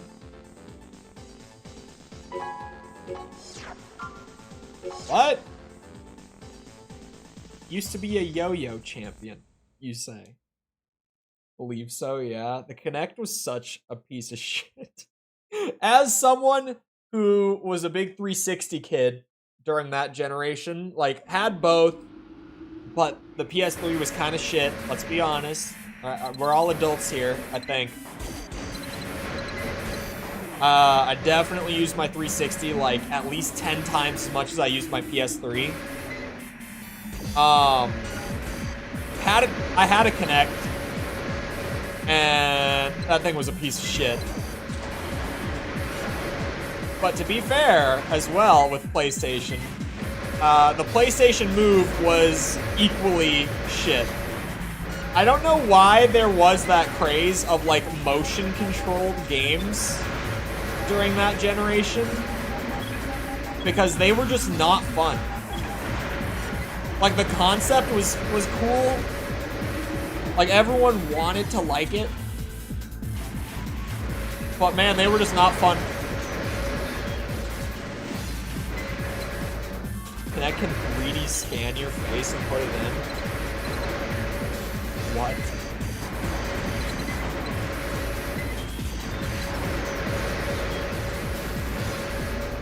Or implemented in the wrong way? Definitely implemented the wrong way. Like, the games that came out of it, I mean, were not fun. That's more what I'm getting at. It's not like it's an idea that could never work. But, like, there was such a craze around both of them, and they just weren't that fun. And the Wii! The Wii's motion controls at the same time, different gimmick, like, implemented differently on the Wii. Probably implemented the best of the bunch on the Wii. But still, like, to this day, we look back on the Wii's controls and we're like, yeah. I mean, it's fine for what it was, but, like, it didn't beat a thumbstick. I didn't like playing FPS on the Wii. The issue with playing, like, FPS on the Wii with the motion controls was, like, the aiming thing was cool. Like, the free aiming with the pointing it at the screen. But, like, the little laser thing was so finicky with the Wii. And, for FPS specifically, they would always have it so that, like, to turn your character around, like, left and right, you would have to just bring the cursor to the edge of the screen and, like, hold it there. And then it would be, with the laser thing being finicky, it would be really finicky, because at some point, it just would go off and you would no longer be tracking and you would stop turning. Like, it's fun in concept. Move was way better at tracking and response. I think it was better in terms of tracking, definitely, but, like, the games that were made for the Move were just shit. It didn't have good games like Metroid. Yeah, like Metroid Prime getting the trilogy thing with the motion controls definitely helped the Wii's implementation. I just, like, I had a repressed memory unlocked the other day. Someone, this was not on stream, but in conversation, someone was like, dude, did you have the game Elebits on the Wii? And it was like I remembered something that I had not remembered once for the last 15 years of my life. I was like, holy shit. Elebits was a game on the Wii that was really good. Hold on, I gotta pull it up. I gotta just pull up, like, gameplay of it for people that haven't seen it. It was this, I think it was a launch title for the Wii. But, like, it was this game, yeah, here. It was a super gimmicky game. But you had, like, the motion controls, and you had, like, this little laser gun, and you had to go around these, like, little maps that were, like, set in this kid's house and zap up all these little guys called Elebits. But then as you zapped them up, hold on, is my camera? Yeah, hold on, I gotta turn off my camera real quick. You'd get the wattage on your gun would increase with each one that you collected. And like with a certain amount of wattage, you could lift heavier objects as you moved your way through the map. And like certain things that required electricity in the map would have like a minimum amount of wattage that you needed on your gun to be able to interact with it. And those would spawn more of the guys. And it was really interesting. And it was really fun to just sit there and play, like, for a while. This was, like, now that I remember this game, I'm so, like, holy shit, this was one of the best games for, like, the motion controls. Because you were just sitting there, like, tearing this house apart, trying to find all these little guys. And, like, your gun is improving with each group of them that you manage to find hidden away in the house. It was really fun. That was, like, someone mentioned it to me the other day, and I was just like, oh my god. That game existed, and I completely forgot about it for, like, almost 20 years. Like, close to 20 years, and it got brought up, and I was like, holy shit. That was a banger.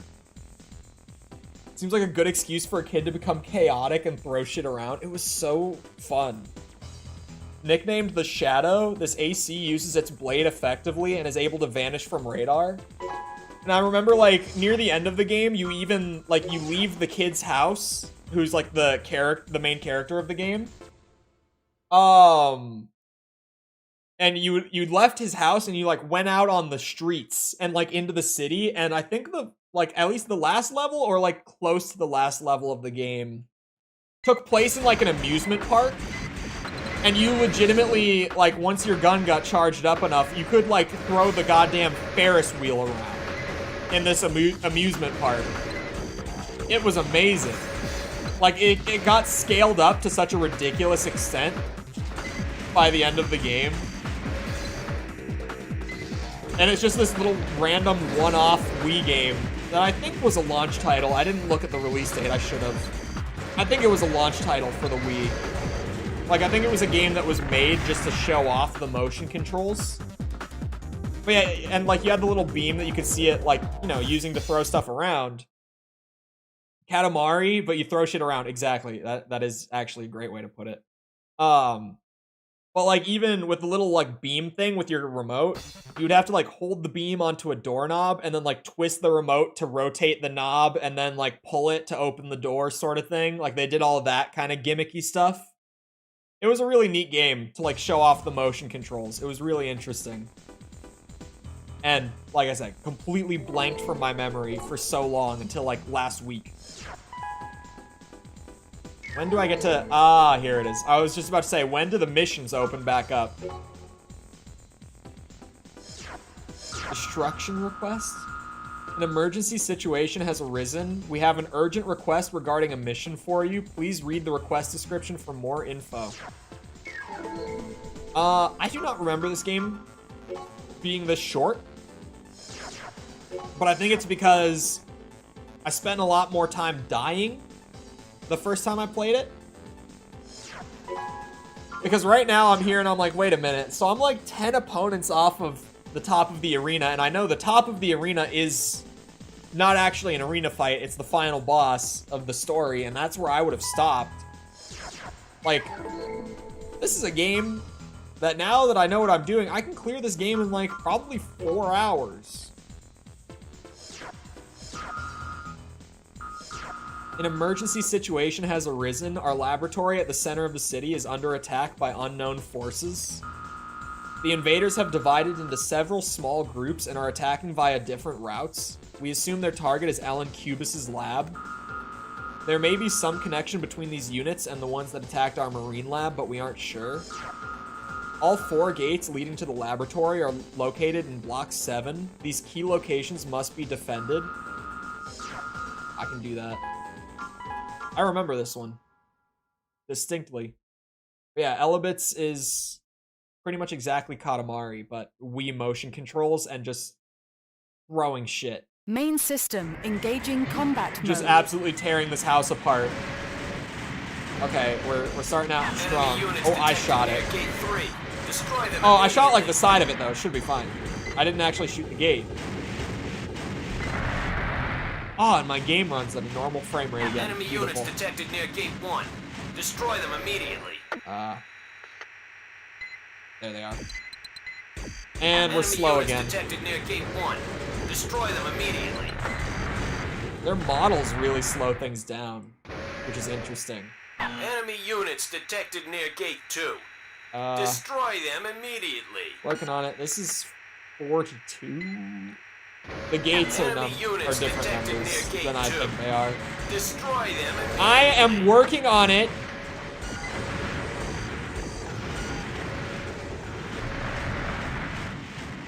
Hey man, did you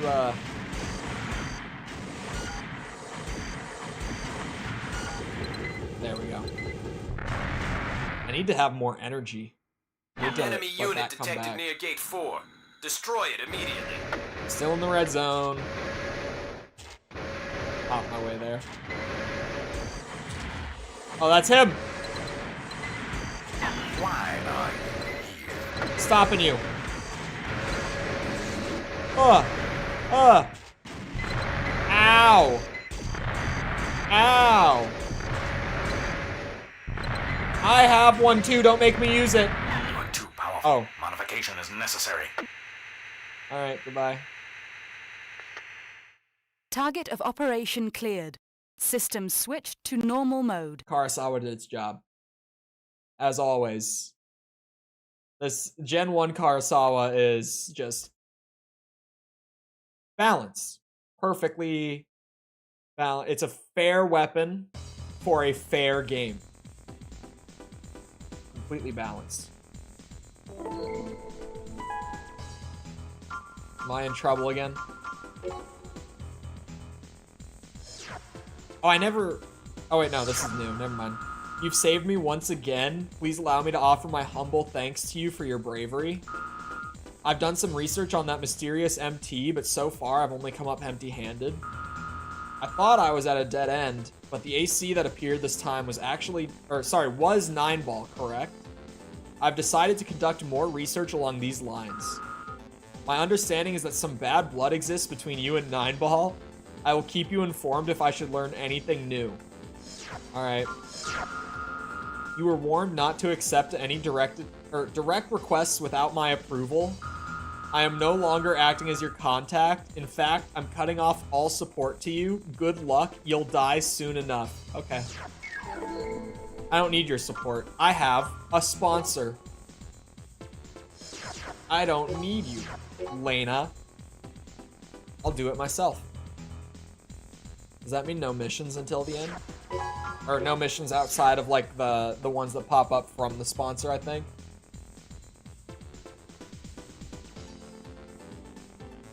If I remember right, that's how it is. My preview for the stream is so far behind that I just looked over and saw when I was fighting in first person with the sniper rifle, and I was like, what the hell is that? Either too hard with the wrong build or too easy with the right build. Yeah, they're never very balanced. Which, it's almost, someone in chat said it like recently when I was talking about how unbalanced their games normally are. And someone was like, it's kind of like the actual difficulty selection in these games is just what build you put together. Like what build you end up running for the game is kind of just selecting your difficulty. Like Bungie balancing. Oh, is Destiny a mess now? A well-balanced AC run by two brothers? The younger one is the pilot and the older one is the mechanic. Oh. Interesting. Actually, wasn't Destiny kind of always a mess? Balancing-wise? Because I played the first one. Not the second one. And I really just played it with friends, but it requires so much money now. Yeah, I tried to pick it up and try it out when it went free to play, but I pretty quickly found that if I wanted to do actually like any meaningful content, that was really worth engaging with, I would just have to buy the expansions. Like the $40 ones, not like the season pass even. So I just ended up not playing it. I was like, oh, it went free to play. Let me try it out. And then I bounced off of it super hard. Their business model is wild because Destiny 2 is going to be like, what, 7 years old this year?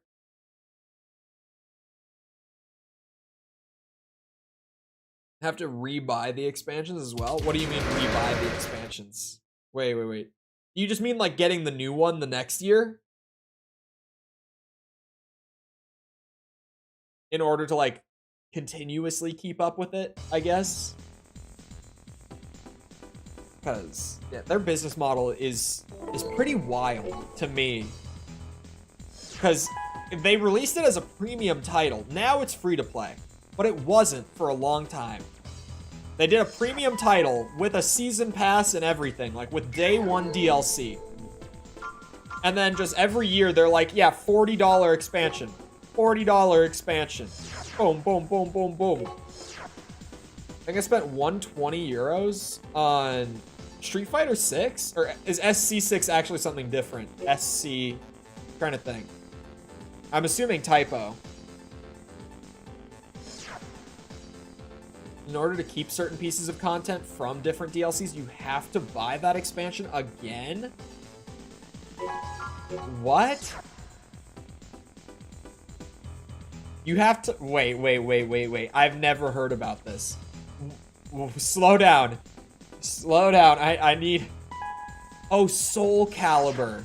Yeah, when I think of, like, AAA fighting games that are really shitty in terms of business model, I think of, like, Mortal Kombat, like NetherRealm in general. But specifically, recently, you know, Mortal Kombat 1, like, literally the announcement trailer of the game put at the end, pre-order the game for Shang Tsung. Like, literally on the announcement of the game, they were advertising DLC already.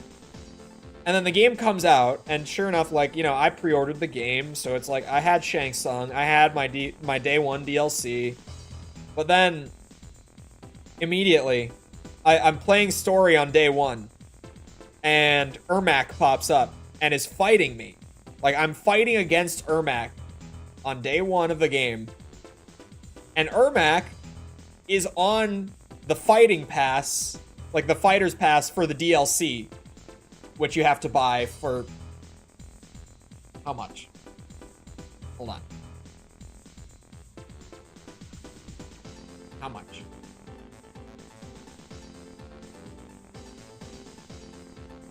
I own the game, and it still has to verify my age. The fighter pack... Oh yeah, you can also buy Havoc. Or is it Combat Pack? Is that what this is?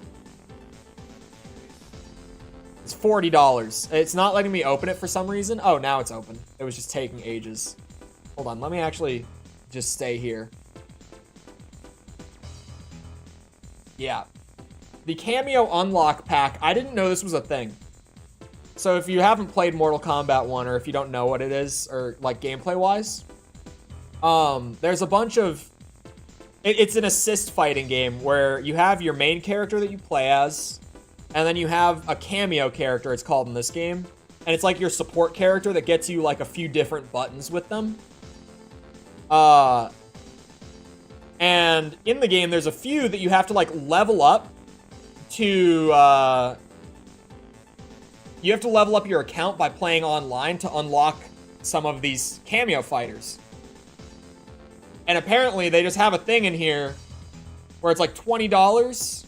You can just immediately unlock all of them. You give us 20 bucks, you don't have to go through the bullshit. The characters are there, day one, but they make it so you either have to work for it or pay $20 for it. I already spent $70 on the game. Why? Why? The DLC pack, this is going to be 6 characters that come out over like probably the next year, I would assume. $40. And like I said, like Ermac is one of those characters He's already in the game. He's finished. You fight him in the story mode. On day 1, he is already present in the game. And you fight against him. He's there. But he's not out yet. And when he does come out, it's going to be $40. What is this? Dragon Pack? I don't even know what that is. Oh, it's just currency in the game. And I guess an exclusive palette for Scorpion. Cool. Shang Tsung, if you missed the pre-order window, $8, please. Thank you. Havoc is one of the base roster characters who you can unlock by completing the story. Or you can pay $8 and skip that. You know, not play the game that you just spent $70 on and give us another $8, and we'll let you not play the game for money. NetherRealm's DLC model is offensive. Every time that they release a game, I'm just like, holy shit. Let me close that. There. Yeah, every time they come out with a new fighting game, I'm just like, oh my god. The amount of DLC that they always have immediately is crazy. This AC's pilot is an ex-jockey and is known for the rapid approaches he makes on his targets. Okay, hold on. The Destiny thing. I saw it come through. If you don't have the DLC, any content you get from that DLC is unequipable. Oh, is this like if you jump platforms? Is that what you mean? Like if one of your gear pieces comes from a DLC? Because I know that it's like a cross-progression game, right? Like you can play it on PlayStation and progress there, but then if you jump to Steam, you can log into the same account, sort of thing. Is that what you mean? Like you have to buy the DLCs on both platforms? Oh my god, he's actually gonna kill me. Oh, he hit the landmine. I win. I'm lucky. I'm super lucky. He was gonna kill me. Because I was not paying enough attention at the start. Not allowed to say why. Oh, is YouTube holding it? If YouTube is holding it, most likely it's because of a swear word. If YouTube is not putting a message through, that's almost always why. They filter out profanity. I don't know why. You only have the DLC for X amount of time?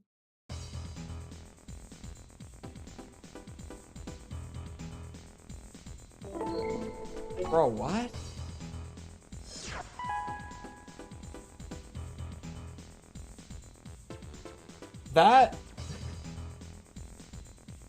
That's insanity to me. So wait. When you buy the DLC, hold on. It is a business model that's been around for a long time, but for some reason they're just like tiptoeing around it, I guess. Hold on. When you buy the DLC, you're not buying the DLC. You're buying a subscription to be able to play the DLC for a certain amount of time.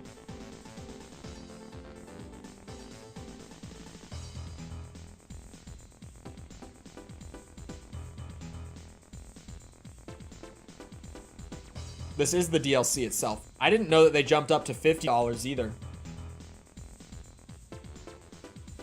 To my understanding, yes. Holy shit. That's crazy to me.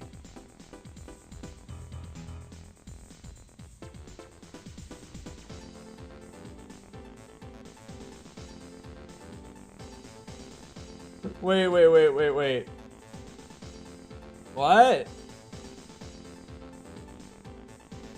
Spamming symbols? Oh, I guess the weird slant, the italic letters will... Okay. The italic letters are what the bot clapped you for. That one went through, though. You're paying for permission to play. Yeah, anything that you buy on a digital storefront, that is how it works. Unfortunately. It is like, if you don't have a physical copy, you don't own anything to begin with. But at the very least, the reason that the Destiny thing is crazy is because, like, if you're gonna do a subscription service, say that it's a subscription service. Like, if you're gonna sell a thing being like, yeah, you buy this and it's a DLC, so you own the game from that point on, right? But if that's not what it is, Steam claims that if they shut down, they'll unlock everything on the storefront so you can play offline. But I don't really believe that'll be the case. If I'm being honest, I don't see Steam shutting down. Like, it's definitely, it's a big thing for PC players, right? Like the digital storefront stuff, because on console, it's like, oh, buy physical.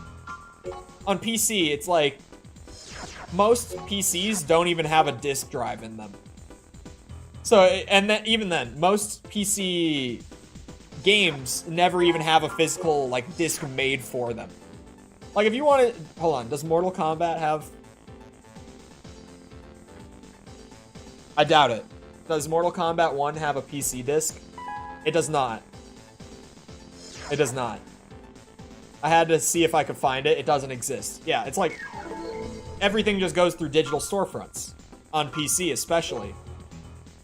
But out of all the different storefronts, Steam is, like, by far the least likely to shut down, even just because...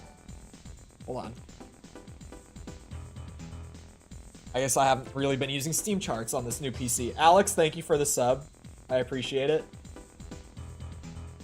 I got an empty DVD case with a Steam code in it. Bro, what? Even just because. Yeah, here we go. Right now, you know what's going to keep Steam alive? At this very moment, there are 1 million concurrent players on Counter-Strike 2. There are 500,000 people currently playing Dota 2. Those are both Valve-owned and published Steam games that are live service, full of microtransactions. If people are playing these, the money is flowing to Valve. And these are both only on Steam as well, because they are Valve's games. Apex isn't only on Steam, but through Steam alone, there's over 100,000 people playing it. Also chock full of microtransactions. And even though that money isn't completely going to Valve, 30% of every purchase made on Xbox, Apex, is going to Valve because of their publishing rate. Or not publishing rate, sorry. Their revenue split on Steam. Same with PUBG. Rust is owned by them. Rust is their game. That's got over 100,000. Even TF2 has 89,000. It's like, if you just look at Steam charts, there are millions of people playing live service games at this moment in time. When I opened this website, Steam, the chances of Steam dying are so small, at least realistically, for the next, like, couple decades. So I'm not super worried about it personally. It's definitely something that is possible, but it's just very unlikely.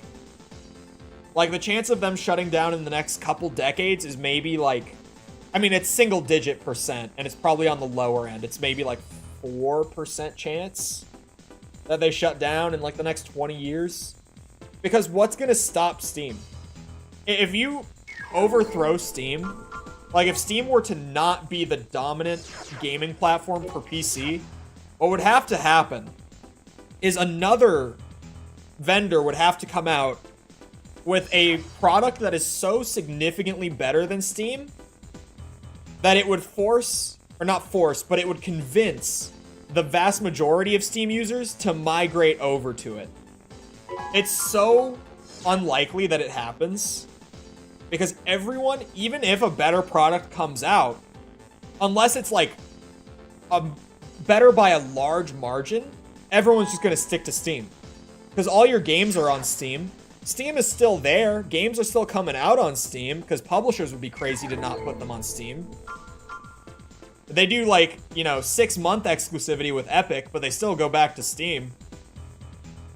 Even Rockstar has their own launcher. And they did 6 months of Red Dead 2 on Rockstar launcher only and then smacked that bitch on Steam. Because, like, you're crazy to not put it on Steam at some point. You can funnel it for a bit, but you would never only put it on one launcher.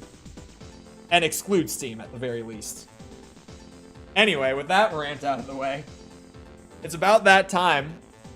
I gotta go make dinner and get back to the next video. Reminder, 4-answer video comes out tomorrow. I'm like obligated to say it, but members and patrons of the contributor tier and above get it early whenever it's done, essentially. For a review video, it will go up for them before the scheduled release. So you can watch it early there if you are a member or a patron of at least the $5 tier. It's the $5 tier for those that haven't looked at it. You've already got it. If you're interested in it, then that's where it is early. Otherwise, it comes out at 9 a.m. Central Time tomorrow morning, as they always do. But yeah, other than that, once again, I hope you guys enjoyed. If you did enjoy, feel free to leave a sub, come back another time. We're doing this. We've been doing Spider-Man PS4 again, because that game is just a blast, to be honest. And it is a blast to go through it again. That game is just, like, genuinely fun to play for a few hours. We've been doing other new stuff as well, like Lies of P. I'm not finished with that one yet. I might do some more Payday 3. I'm not sure if I will, but Payday 3 is a really fun game now that the servers work. So I might do more of that. The Cyberpunk expansion has been great so far. The 2.0 update. Chef's kiss. Beautiful. The game is good now. Feel free to come back for any of that. Also, if you enjoyed, feel free to leave a like. Helps out a lot with algorithm and stuff, so I appreciate it. Thank you if you've done so already. Thank you if you're about to do so. If you're looking for links to anything outside of YouTube, feel free to check out links in the description below. Things like Twitter, Discord server, TikTok. Like I mentioned, Patreon is down there. Memberships are also down there, either linked in the description or there's the join button all over. Like if you're watching a video stream, open the channel, whatever. But other than that, though, once again, I hope you guys enjoyed. I'll see you always back here next time. I hope you all have a great rest of your day. Thank you for coming to the stream, and goodbye.